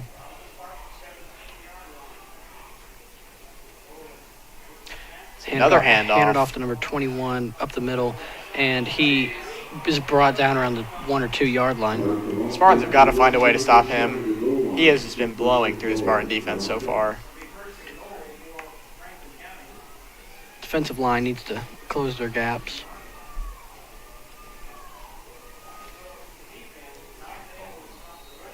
And the tackle was by number 8, Eric Fox. It'll be a timeout for the Spartans. Timeout's probably called in order to talk to them about the Wildcats opening the gaps on the line, making it through. And we'll be right back after this break. Searching for a loan, a line of credit, or just a safe place for your money? Union Savings and Loan has you covered with great loan and deposit rates, local loan approvals, and the friendliest service in town. Even when you're on the go, you can transfer money or make payments with ease with USLA's mobile banking app. For 130 years, we have taken pride in being your hometown bank. Union Savings and Loan, the bank that begins with you. Visit uslabank.com to learn more. Member FDIC, Equal Housing Lender. And we are back as the Franklin County Wildcats are on the 2 yard line with first down with a little under 5 minutes to go in the third quarter. Great start for the Wildcats. They've got a few chunk plays resulting in soon to hopefully come for the Wildcats, a touchdown for them. They need it, and if they will, they could possibly take the lead if they convert the extra point or the 2-point conversion. And the Wildcats will take the field, and we'll see what they have to do.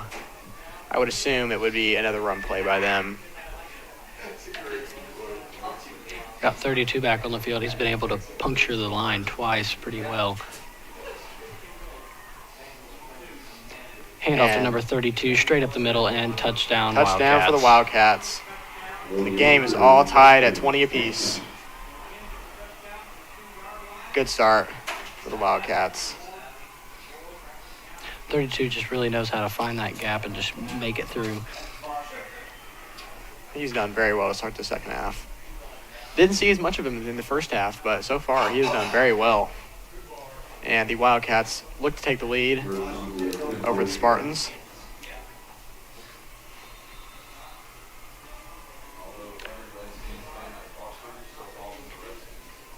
And Number a false 11. start on the Spartans. I Kick believe is good, but flag on the play it'll be called back. for sure. Encroachment. My apologies.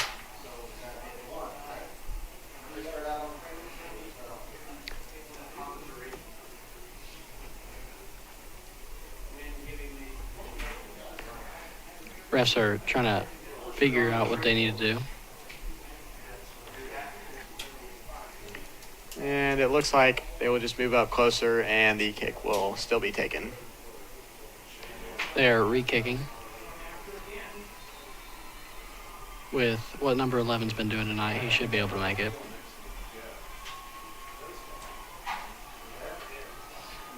And the extra point Is is good. good. And the Wildcats take the Flag lead. on the play. Extra point is good, penalty on the play. Looks like a leg injury, number 58. Elijah Murray. And he's back. Personal foul on the Spartans.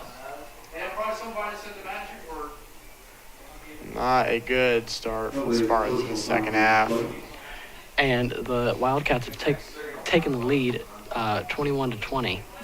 And this is exactly what they wanted. They wanted to get a stop on the Spartans, and they look to take the lead, and they have. And it's been a great game so far. And Spartan offense needs to get something going here to get Spartans back in the game and get the crowd back into it, because right now the Wildcat cheer block is going crazy, and they are just very riled up. Coach Lynch is having a conversation with his team and the refs. And Wildcat special teams are taking the field. And the tides have really just shifted in this game. You saw that the Spartans, they really had the game was really going well for them, and the Wildcats have just taken over, and the tides have shifted to them as the Wildcats prepare to kick off. We'll see what happens with a little over 4.5 minutes left in the third quarter. And the kick is off and Out of bounds. Out of bounds.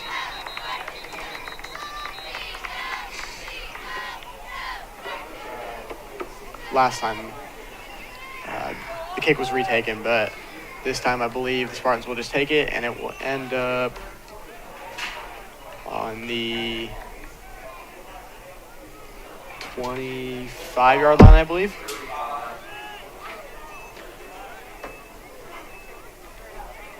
Thirty-yard line, my apologies.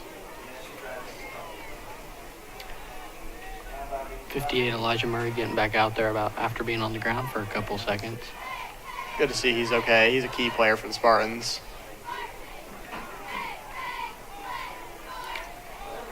It's really good to see how juniors of last year, seniors now, have really stepping up and taken lead in this football team. Losing 16 seniors, around 16 seniors, is not an easy feat for the Spartans, would you say, Gage? No. A lot of their seniors last year that was mainly their whole offense, but they lost them, and now we got new varsity players and False start on illegal procedure. Yeah. Correction. They re-kicking? And it looks like it will be the Wildcats will kick again. And Micah Buchanan will be the one to receive, as he has been all game. And he's been playing very well so far, and the Spartans really are counting on him. You expect him to have some big plays coming up. If he can and he can get the crowd back into the game, I think the Spartans will be okay. They just need to get something going real quick. Definitely. And number 11 is about to kick. And it's off again. And it is caught and gets a good chunk of yards, and he's brought down around the 35-yard line. And going to be brought down near the 34-yard line. It'll be first and 10 for the Spartans. Spartans are 1st and 10 on the 34-yard line. Good kick to the left side by the kicker. It's always good to get it to one side. Force it so that the runner can only go to one side. It's caught by number 22, Parker Flanagan.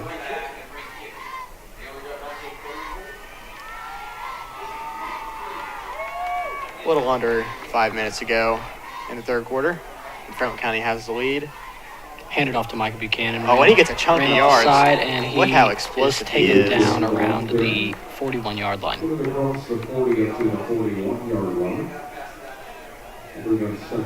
Micah looking very explosive. Love to see that from him.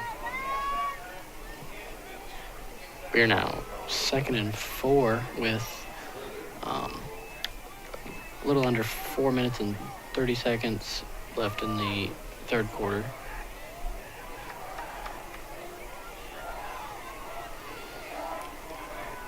And the ball is snapped and dished off to Mike Buchanan. And he finds a slot and he's through.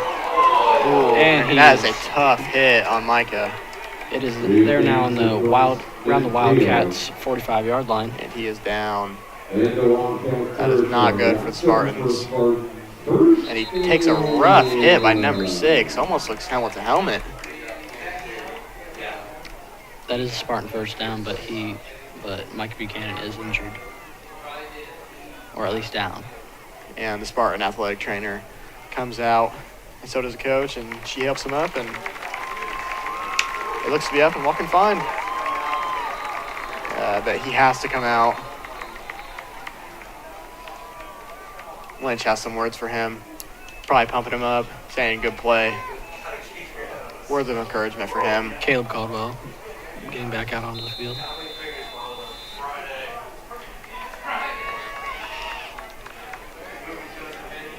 It's now 1st and 10 on the 44-yard line. It is handed off straight up the middle, and is Spartan offensive line pushes back. Look like it's brought down around the 40-yard line. And there is some players down. Looks like they're just laying on each other. Quarterback keeper up the middle. 58's limping. Hope he's okay.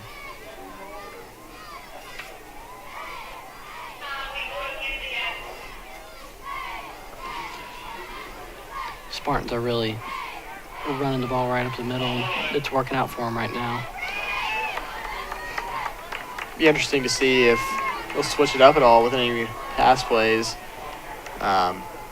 Looks like a fake. And it's handed up the middle to number 40, it looks like, and he's still up. And he gets pushed out of bounds around the line of scrimmage. Number 58 for the Wildcats is limping off the field. Looked like a fake pass off from Caleb Caldwell. And that was number 40, Drayden Perez, carrying the ball. But he really is just a tank. He's fast, he's explosive, and he can break through tackles. Handed off to Mike Buchanan, run up the middle again for a gain of about 4. That will be, I believe, a little short of a first down.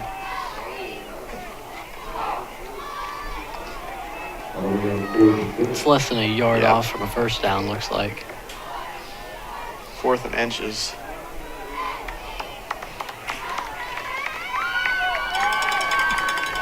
You expect Spartans to... Number 5, Brain Keller coming onto the field. You expect the Spartans to most likely run it up the middle here, just try to get that first down. They're in pretty good field position. And yep, Oh, they're and gonna they go. run it real quick. And there's Flag a on the flag play. on the play. And the Wildcats are pointing as it going against the Spartans. We will see what the refs call, though.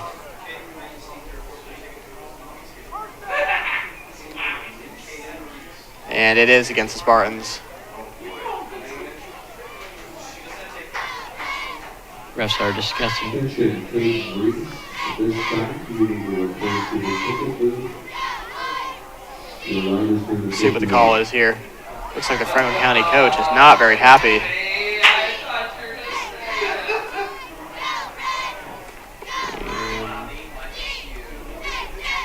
I believe they're keeping the ball there. And they're checking checked. checking to see if it's a first down.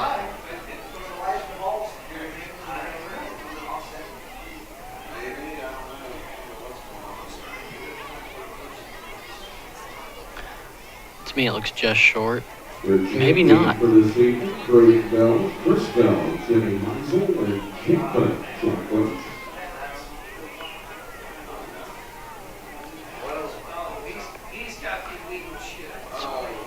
And that is very close. I mean, millimeters. Looks like it might be a first down. Franklin County coaches are not very happy, and they're having discussions with the ref right now. It's a very close. Very close. I'm not sure if the referees have made up their mind yet. A little over 2 minutes remaining in the third quarter. Franklin County still has the lead. Spartans are looking to regain that lead. Ref is with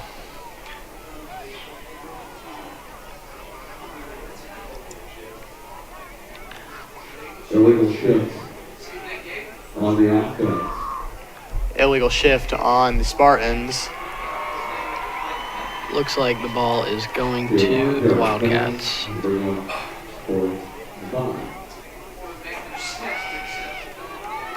The Spartans will still have the ball, but that will bring up 4th and 5 for the Spartans. So they really need a play right here to not turn over the ball.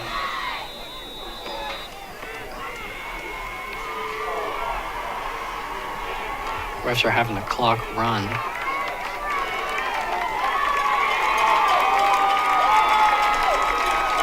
The Spartan crowd is getting fired up. And it is handed off Oh, to Mike and it is Kennedy. He is dead. brought down. He is brought down heavily at the yard of scrimmage. On the first down, Wildcats will check over. Number 41 on line. Ball's going to the Wildcats. Some of the Spartans look very, very angry with that play.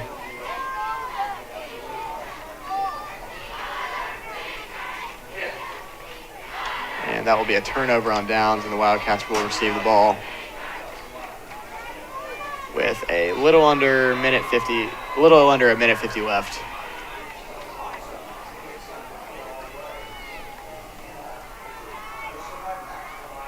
Wildcats hand it off, run up the middle again, and and he's breaking through. He broke through. And definitely a Wildcat first down, and he runs for about 25 yards. He's brought down to the 37. And they are 1st and 10. He is just on fire this half for them. He is just breaking through lines, breaking tackles. Nice spin move there from him. Breaks another tackle. And he's just bulldozing his way through. He's having a very solid night for them so far. He's broke through the line just about 5 times. He's doing really good for himself. Handed off again up the middle, number 21, and he's brought down just past the line of scrimmage. That'll be a gain of about 5. 4 or 5 yards.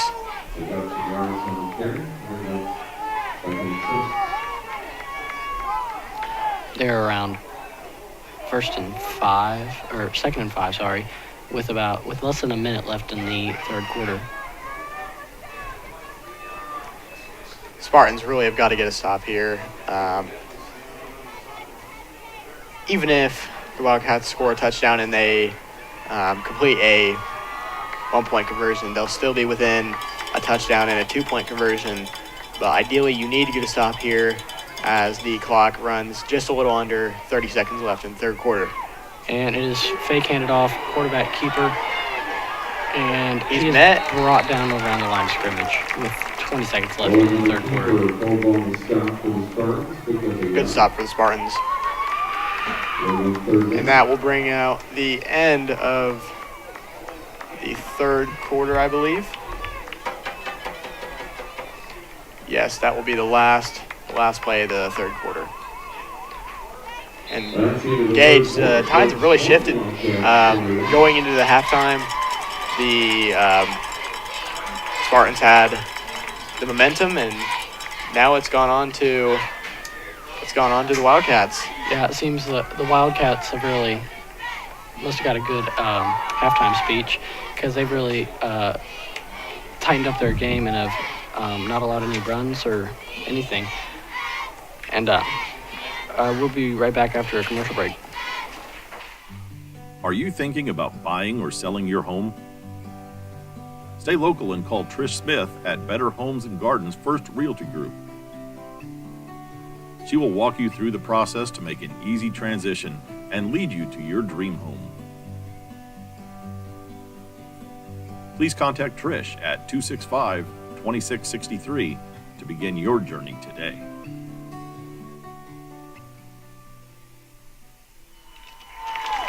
And we're back, and the teams are retaking the field. Spartan fans are trying to fire back up their team. And we are just now starting the fourth quarter. The Wildcats will have the ball, and they still have the lead, 21-20. Spartans have got to get a stop here. It's detrimental to their success in this game.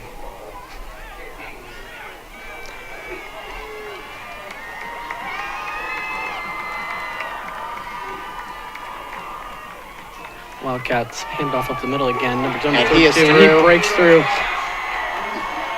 And he's brought down around the 5-yard line. Another huge gain for the Wildcats. That is number 32.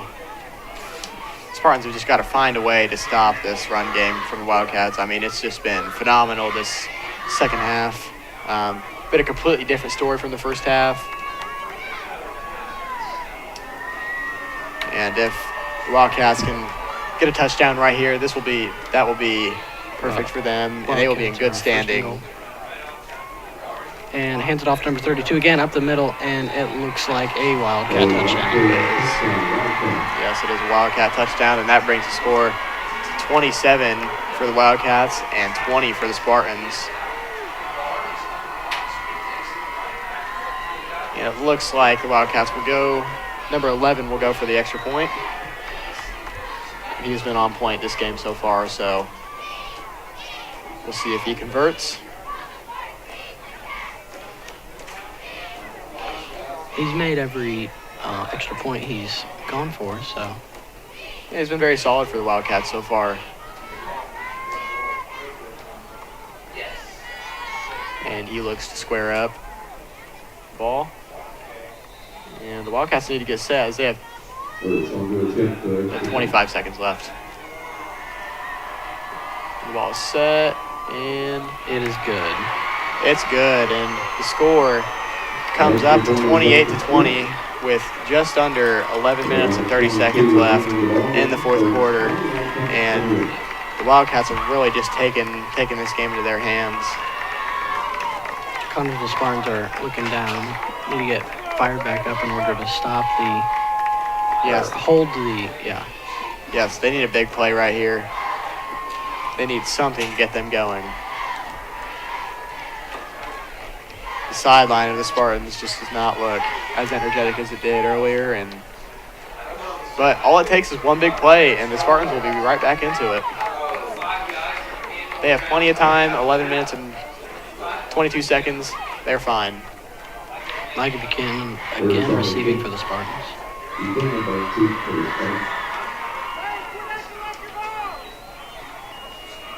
And number 11 squares up for the kickoff. And the Franklin County cheer block is just going nuts right now. And straight to Mike Buchanan, and he's going. And he makes it through. Breaks free. He's running. They need this right here. 50. 40, and he's pushed out of bounds around the 45-yard line. Looks like helmet to helmet again, but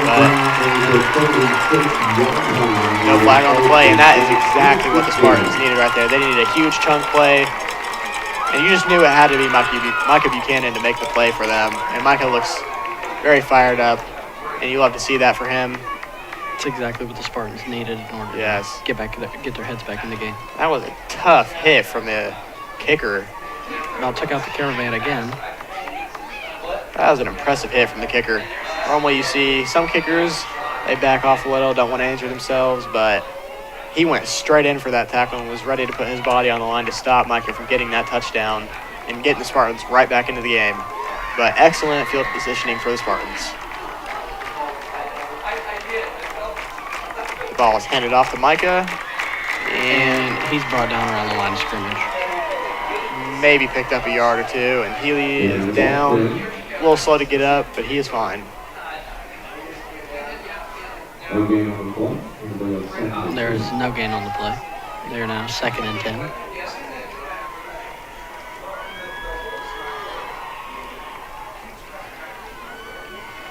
Interesting to see how the Spartans just keep running up the middle.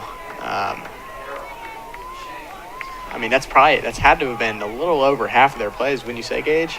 Definitely. It looks like they need to change it up a little bit because the Wildcats have really closed up their line. Yep. And that's a slow snap. It's handed off. It's brought back, and they look like a play. The Wildcats just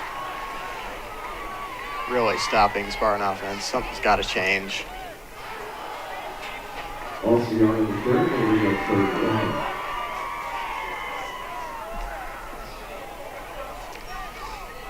Surprised to see, I mean, even fewer pass plays than the last game. I thought that 2 was extremely little, but this game, it's been quite the same with only 1 pass play.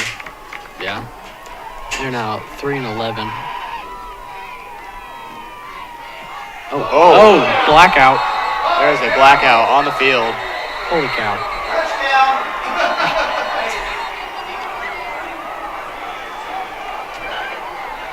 The Connersville Stadium has lost power. Everybody's getting their flashlights out. And the teams will go off of the field. We're going to try to get our power back. And there is, you'll see this every game. Cheer blocks are going wild.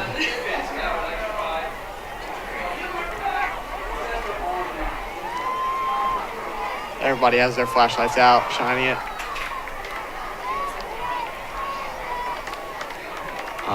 It's very unusual. Not sure if it was a power outage or what happened. At least the scoreboard's still on. Spartans are... Well, Spartans touchdown, it looks like. You couldn't even see it. And the Spartan cheer block is pumped up. They are all dancing. The Wildcats are leading 28-20 in the 4th with a little over 9 minutes and 30 seconds remaining in Oh, correction. I said touchdown Spartans. My apologies.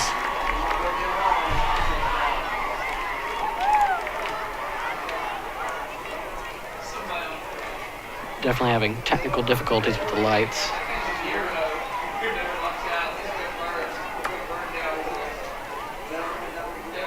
Not sure what's going on.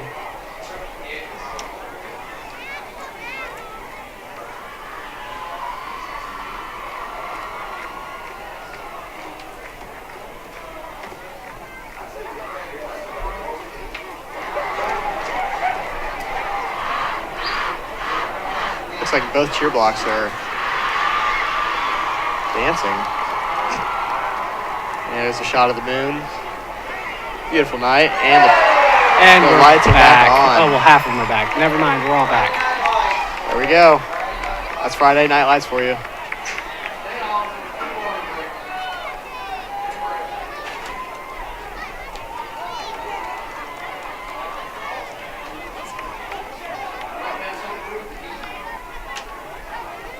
and the refs are trying to figure out what they need to do. Yeah, I'm not sure if any of those refs have ever encountered something like that. I certainly have never seen that. Interesting to see what that was.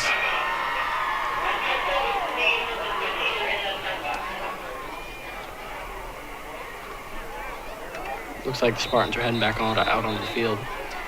And the Wildcats still lead the game 28-20 in the fourth quarter with a little over 9:30 left. And it will be third down with 11 yards to go. So the Spartans really need a play right here. They are on the 37-yard line. And the clock is running. I think that fired up both crowds. And it it's a looks pass play. Turns into a quarterback keeper. Oh, and he's running. And looks like he gets taken out. Good run from Caldwell, though. Good to see him have the confidence to do that. Off the 27-yard line. And that's just a decision you have to make as a quarterback. If there's no options open, you have to scramble and try to pick up a few yards for your team. And number 58 just pushes him out of bounds, and then 61 comes up and finishes it off.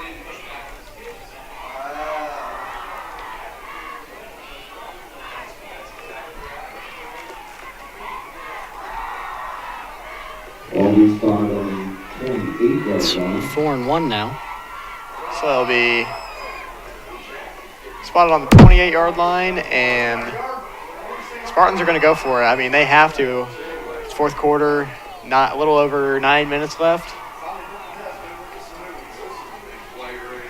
This is key to the game right here. If the Spartans don't convert to a first down, then that will really help out the Franklin County Wildcats. And Caldwell is calling out the plays. And it's dished off to Mike Buchanan. And he and makes he breaks it. through. That is key for the Spartans. Spartan first down. The ball will be spotted on the 21-yard line. That's a fresh start for the Spartans. That's very good. They needed that.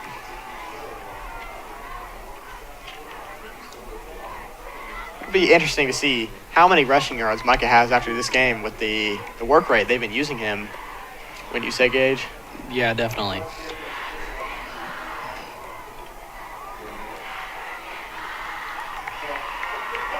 They're back up on the line. It's like both cheer blocks are going back and forth with their chants, as that typically happens between sporting events between the two teams. And the Wildcats And just number 40, smother. Kareem Perez is taken down for the loss, and he looks injured. Oh, he does not look good. That's not good. Official timeout. Looks like he's in some serious pain. His head, maybe? And Torrey comes to look at him. We hope he's okay. He's been plagued by injuries in these past few years, and you would just hate to see him miss any time in his senior season. He's a very good player for the Spartans, and you just hope he's okay. Definitely.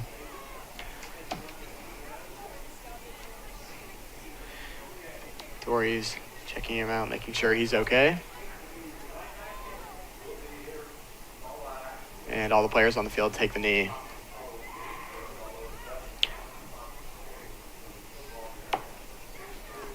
I mean, this spell of possession for the Spartans right here, it's key to get them back into the game. Wouldn't you say, Gage?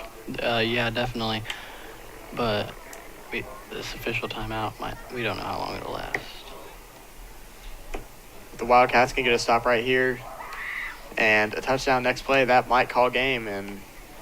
But if the Spartans can get a touchdown right here, that will be great for them. And looks like the Spartans are getting some water right now, and so are the Wildcats. Good that they're hydrating. It looks like Jaden Perez is getting up.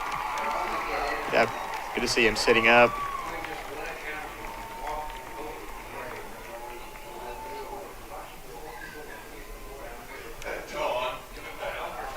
I don't know if he can get up.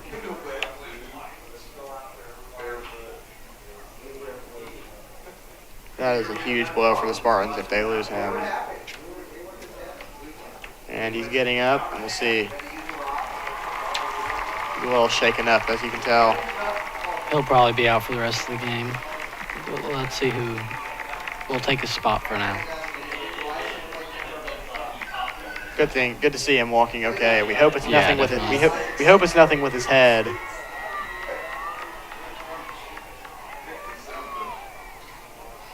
Takes his helmet off, and he is definitely in some pain.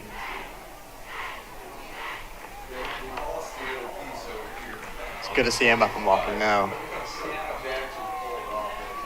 And the Spartan offense will take back on the field, and they will look to try this game up and really get the Spartans back into it. Because right now I think it could be anybody's game. Yeah, One bad definitely. play or one good play, it could just shift the tides completely. The clock is running. A little over 8 minutes left, and it is 2nd and 10 for the Spartans. Caldwell signals Buchanan to move across, and he throws it, and it's almost picked off. intercepted. Spartans really dodged a bullet on that one. Incomplete pass with a little over 8 minutes left in the fourth quarter. And that will bring up 3rd and 10 for the Spartans. I mean, they really need something right here. Ball is on the 21-yard line. And both teams will line up on the line of scrimmage.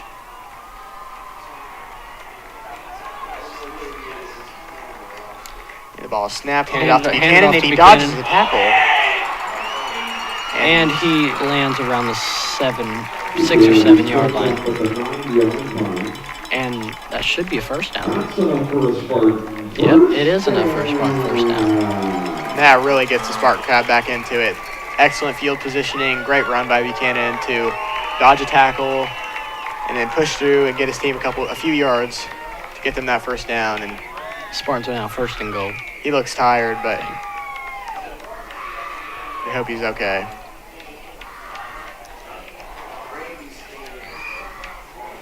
It's a great run by Mike Buchanan. Spartan cheerbox is getting fired up. Fans are standing up. And It's handed off to Mike Buchanan and he's brought down right around the line of scrimmage. Maybe a pickup about 2 yards. Correction, 1 yard.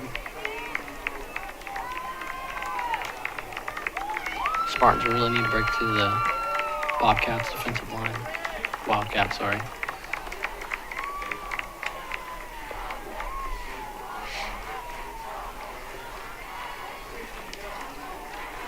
Only have about 6 yards to go. 6 yards until they tie the game. Let's see if they can do it. Or bring it within. Oh, and it's a fake play. Caldwell. And he's it's a fumble. Flag. It's a flag. And I believe that'll be a face mask on the Wildcats, which will give the Spartans better field position. It looked like one of the Wildcats grabbed Caldwell's face mask. And that's a huge break for the Spartans. We'll let the ref decide. And it looks like it was number... Yes, definitely a face mask. Yes, he grabs his face mask and pulls him. Personal foul against... Yep. Yep. That is great for the Spartans. I believe that's a 5-yard penalty, so they should be on the 1 yard line. Excellent positioning for the Spartans. Still 28-20 though. And if the Spartans score a touchdown here, they're going to need to go for the 2-point conversion, to tie the game. And if they convert that, then it'll be all tied up. But if not, the Wildcats will still have a 2-point lead. And they'll have the ball with just a little over 6. Handed off to Mike Buchanan, ran up the right side, and it's right around the 1 yard line, inches from the goal line.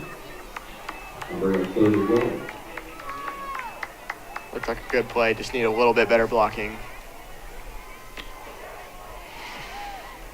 The Spartans are right there.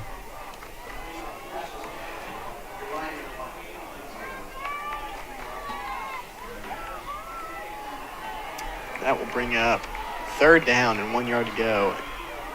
And Looks like they sent it straight up the middle. is that a touchdown? Touchdown, Connersville. Yep, touchdown Connersville. Just like that, it's a 2-point game, and we assume the Spartans will go for a 2-point conversion here to try and tie the game. And this is a huge play right here. They have got to convert this.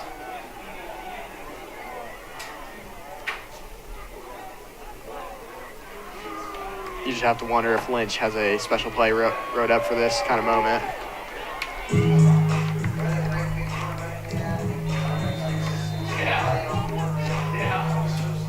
Spartans are scheming on what they need to do.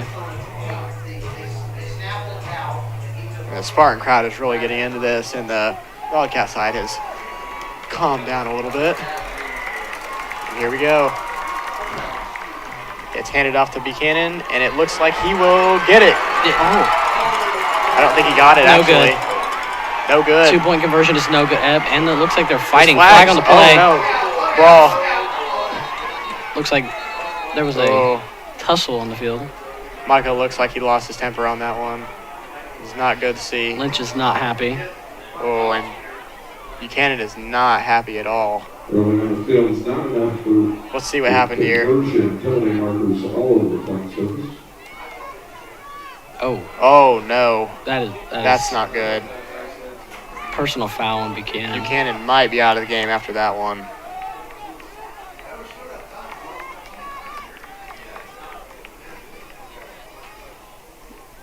The 2-point conversion was no good. And personal a personal foul. foul on number 4, Mike Buchanan. And a personal foul on Last Wildcat. conduct penalties on both So, teams, they will offset. I don't believe there was any ejections, but Wildcat, Spartans have definitely gotten there. yeah, Lynch is telling him right now he's got to keep his cool on that. They can't afford to lose him. Obviously, you're not going to be happy you didn't convert that 2-point conversion, but you got to keep your cool in a game like this. You've got to keep your Spartan temper. crowd is not happy.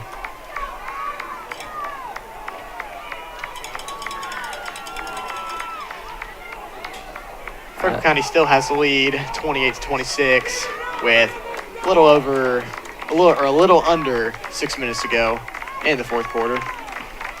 And the Spartans, Still anyone's game. Nolan Shaw will kick off.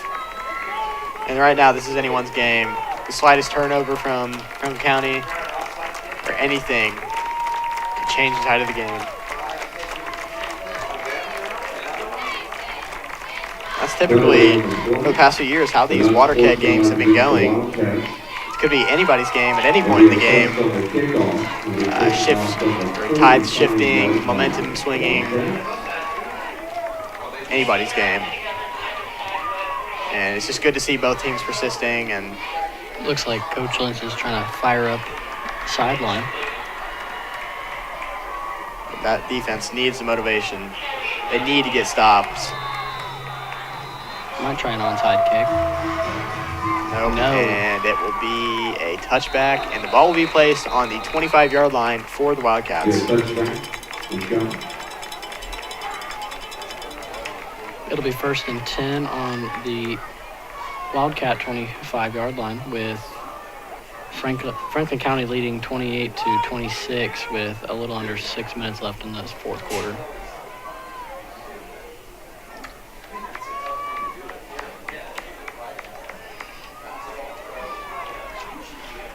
And the Spartan Spartan defense comes onto the field, and the Wildcats are conspiring what they can do.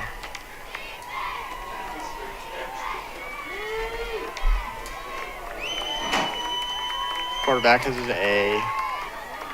running back to his right side, and 3 receivers lined up.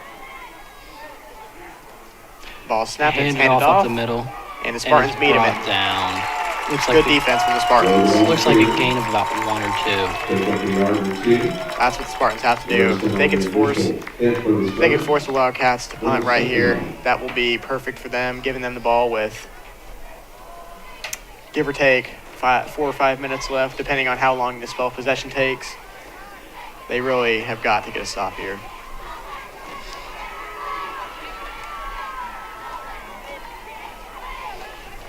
Clock is running in the fourth quarter. We're almost down to 5 minutes left. The Wildcats are gonna run down the clock as much as they can, so you expect them to run the ball as much as they can, and that will be a first down and a lot more. He breaks, tackles, and that's gonna be a touchdown for the Wildcats. Wildcat touchdown. Ran quarterback keeper, number 18, Wyatt Bowling, their backup quarterback. And the Wildcats will take the lead now, 34-26, and that brings it back to a 8-point game. And if they convert this extra point, it will become a 2-possession game in which the Spartans would need a miracle to get back into this. However, if he does not convert, it will be a 1-possession game, and the Spartans will have plenty of life left. Number 11 going for the extra point. And he converts. It's good. Now it is a 2-point game. So the Spartans have to get a touchdown here. They're going to have to save the clock. They're going to have to get a touchdown. Go for the 2-point conversion. Just a lot that needs to happen on Connorsville's side. Spartans have a lot of work to do in the next little under 5 minutes. Franklin County now leads 35-26 with a little under 5 minutes left in the fourth quarter.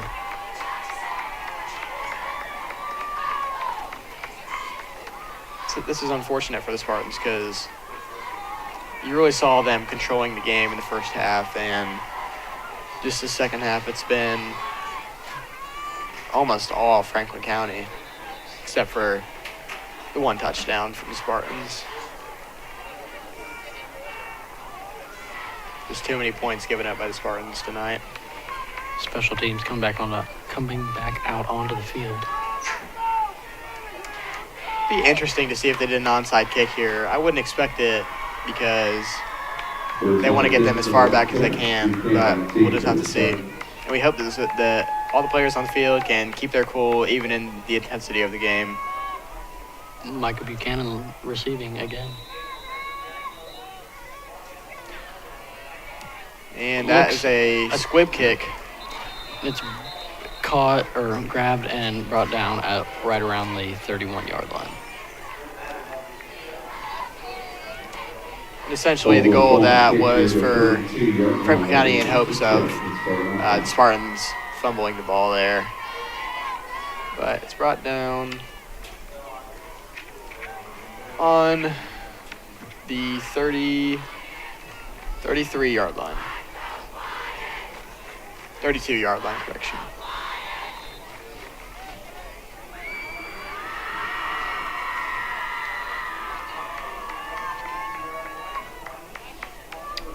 Spartans have just under 5 minutes to get something going here. Caldwell hands off the ball to Micah Buchanan, who runs it up the right side. Gets looks like a gain of about 2, maybe. It's just not enough yet.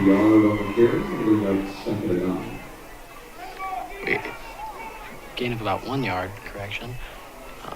We're now 2nd and 9 with the clock ticking. Spartans really don't want to take too much time off the clock here because they need as much time as they can get. Might need to start doing some pass plays. Yep. They get pass completions and they run out of bounds. That will stop the clock, and Micah tossed over number 22. Breaks free. He's Parker through. Flanagan, and he is brought down around the 45-yard line. A little bit of explosiveness for Parker Flanagan right there. Good to see from the freshman. Definitely.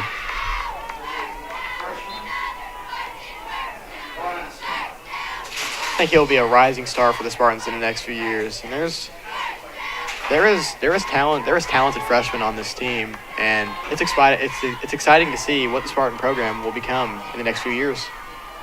And he's brought down just behind the line of scrimmage. Number 73 just halts Parker Flanagan. Number 73, Ben Becker, 6 foot, senior, just takes him down. Clock is still ticking. Too much time is ticking off the clock right now. 9-point game, 2 possessions. Too much time.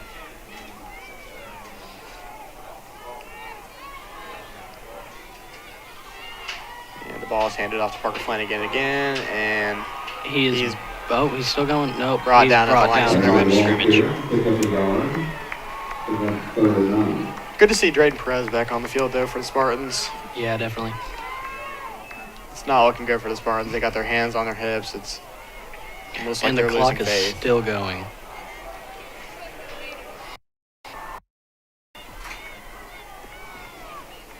Man, the Wildcats have really turned it around this second half. Franklin County still leading 35-26 in the fourth quarter with a little over 2 minutes and 30 seconds remaining. Handed off to Micah Buchanan, run up the middle, and looks like a gain of about, gain of about 1. Just the running up the middle right now is not doing it for the Spartans. Something needs to change. Now that brings up 4th down. Timeout Spartans. Spartans have got to get something going here, so Lynch is going to call them over, and he's going to have a talk over with them.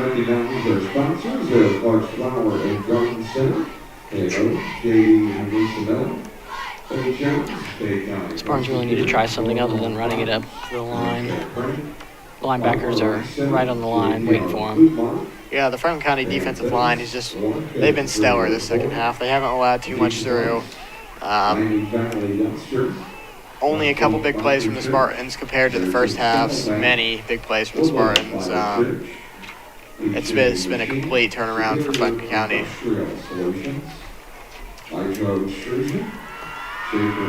Wildcats lead 35 to the Spartans 26 with a little over 2 minutes left in this fourth quarter. Yeah,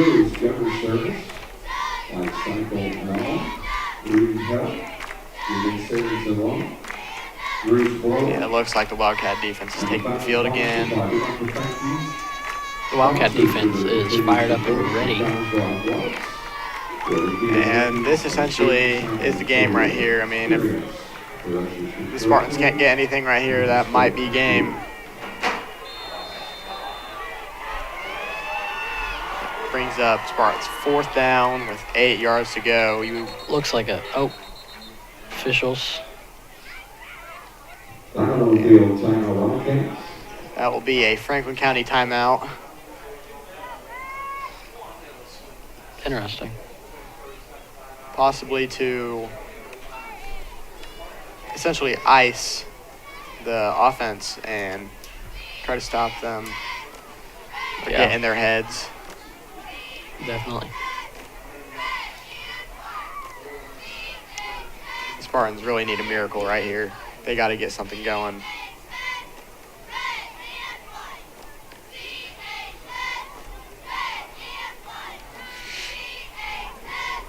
Micah Buchanan had a great first half and a good third quarter, and got the Spartans a touchdown, but it just hasn't been enough for the Spartans, as they've only scored 1 touchdown and haven't converted any extra points in this second half. As the Wildcats, it's been a completely different story. They scored touchdowns, they've converted their extra points, their defense is playing phenomenal. You just hope something turns around for the Spartans right here. Yeah.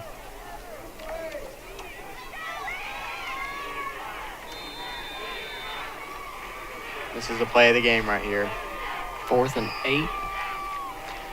And it's going to be a throwing play, and a quick pass to number 4, but it won't be enough. That will be turnover on downs. And the Franklin County Wildcats will take over, and you would assume they're going to time waste here with 2 minutes and 12 seconds left on the clock. Most likely going to be running the ball a lot. It was a good quick pass, but he didn't get it off soon enough. Just wasn't enough.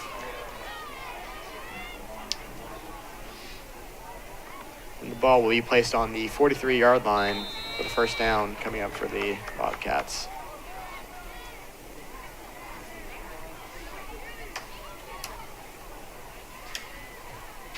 Wildcats are discussing what they need to do, which they need to do. They just need to keep doing what they've done the whole time. They played a really good second half. They have. It's been a complete turnaround from the second half, or the first half. And there was a flag on the play. That will be time clock went out. Delay of game on the Wildcats, and that will send them back about 5 yards.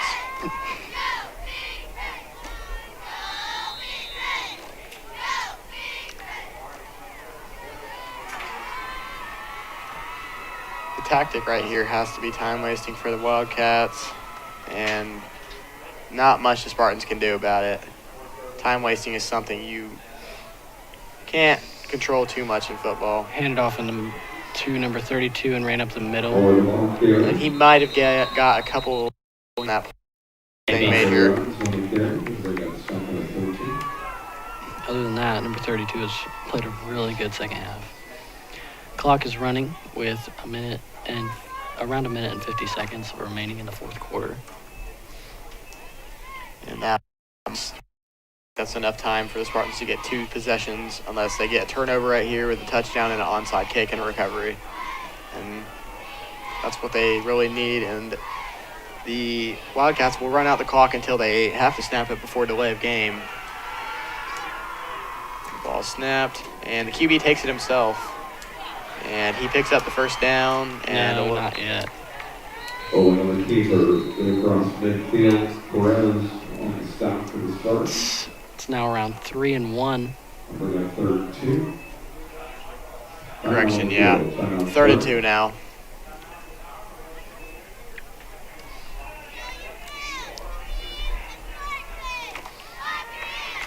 One minute and 19 seconds remaining on the clock. Looks like there's a timeout.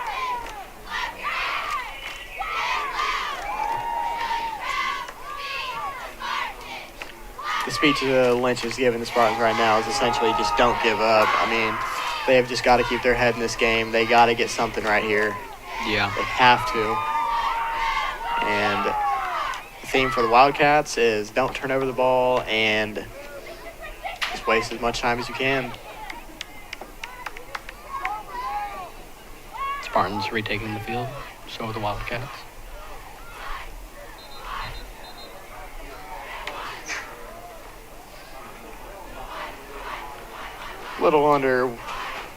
Little over a minute left in the second half. The Wildcats go up to the line of scrimmage preparing for their play.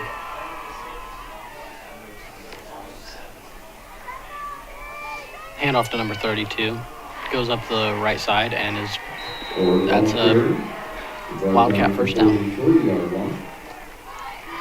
Yep, I mean, he has just bulldozed his way through the Spartan defense the whole second half, and really the Spartans haven't found any countermeasures to stop him. It's been all him this second half. We now have less than a minute left in the fourth quarter with Franklin County leading to 35-26. And with 2 possessions left, I think Water Keg this year will be going to the Franklin County Wildcats.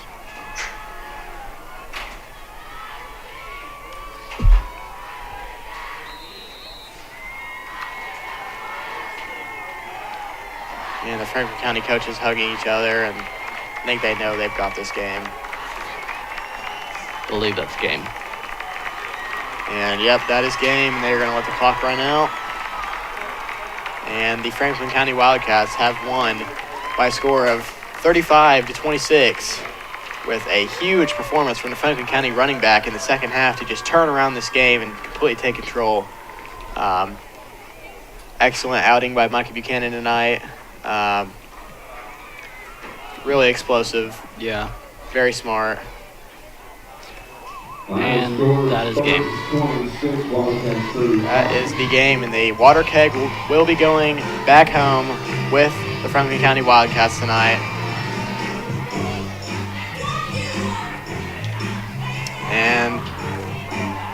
Both teams shake hands. And the Franklin County Wildcats take the water keg to the end zone. And that's it here from Spartan Field. I'm Caden Mapes. I'm Gage Schaefer. And we'll be back with you next week. Good night.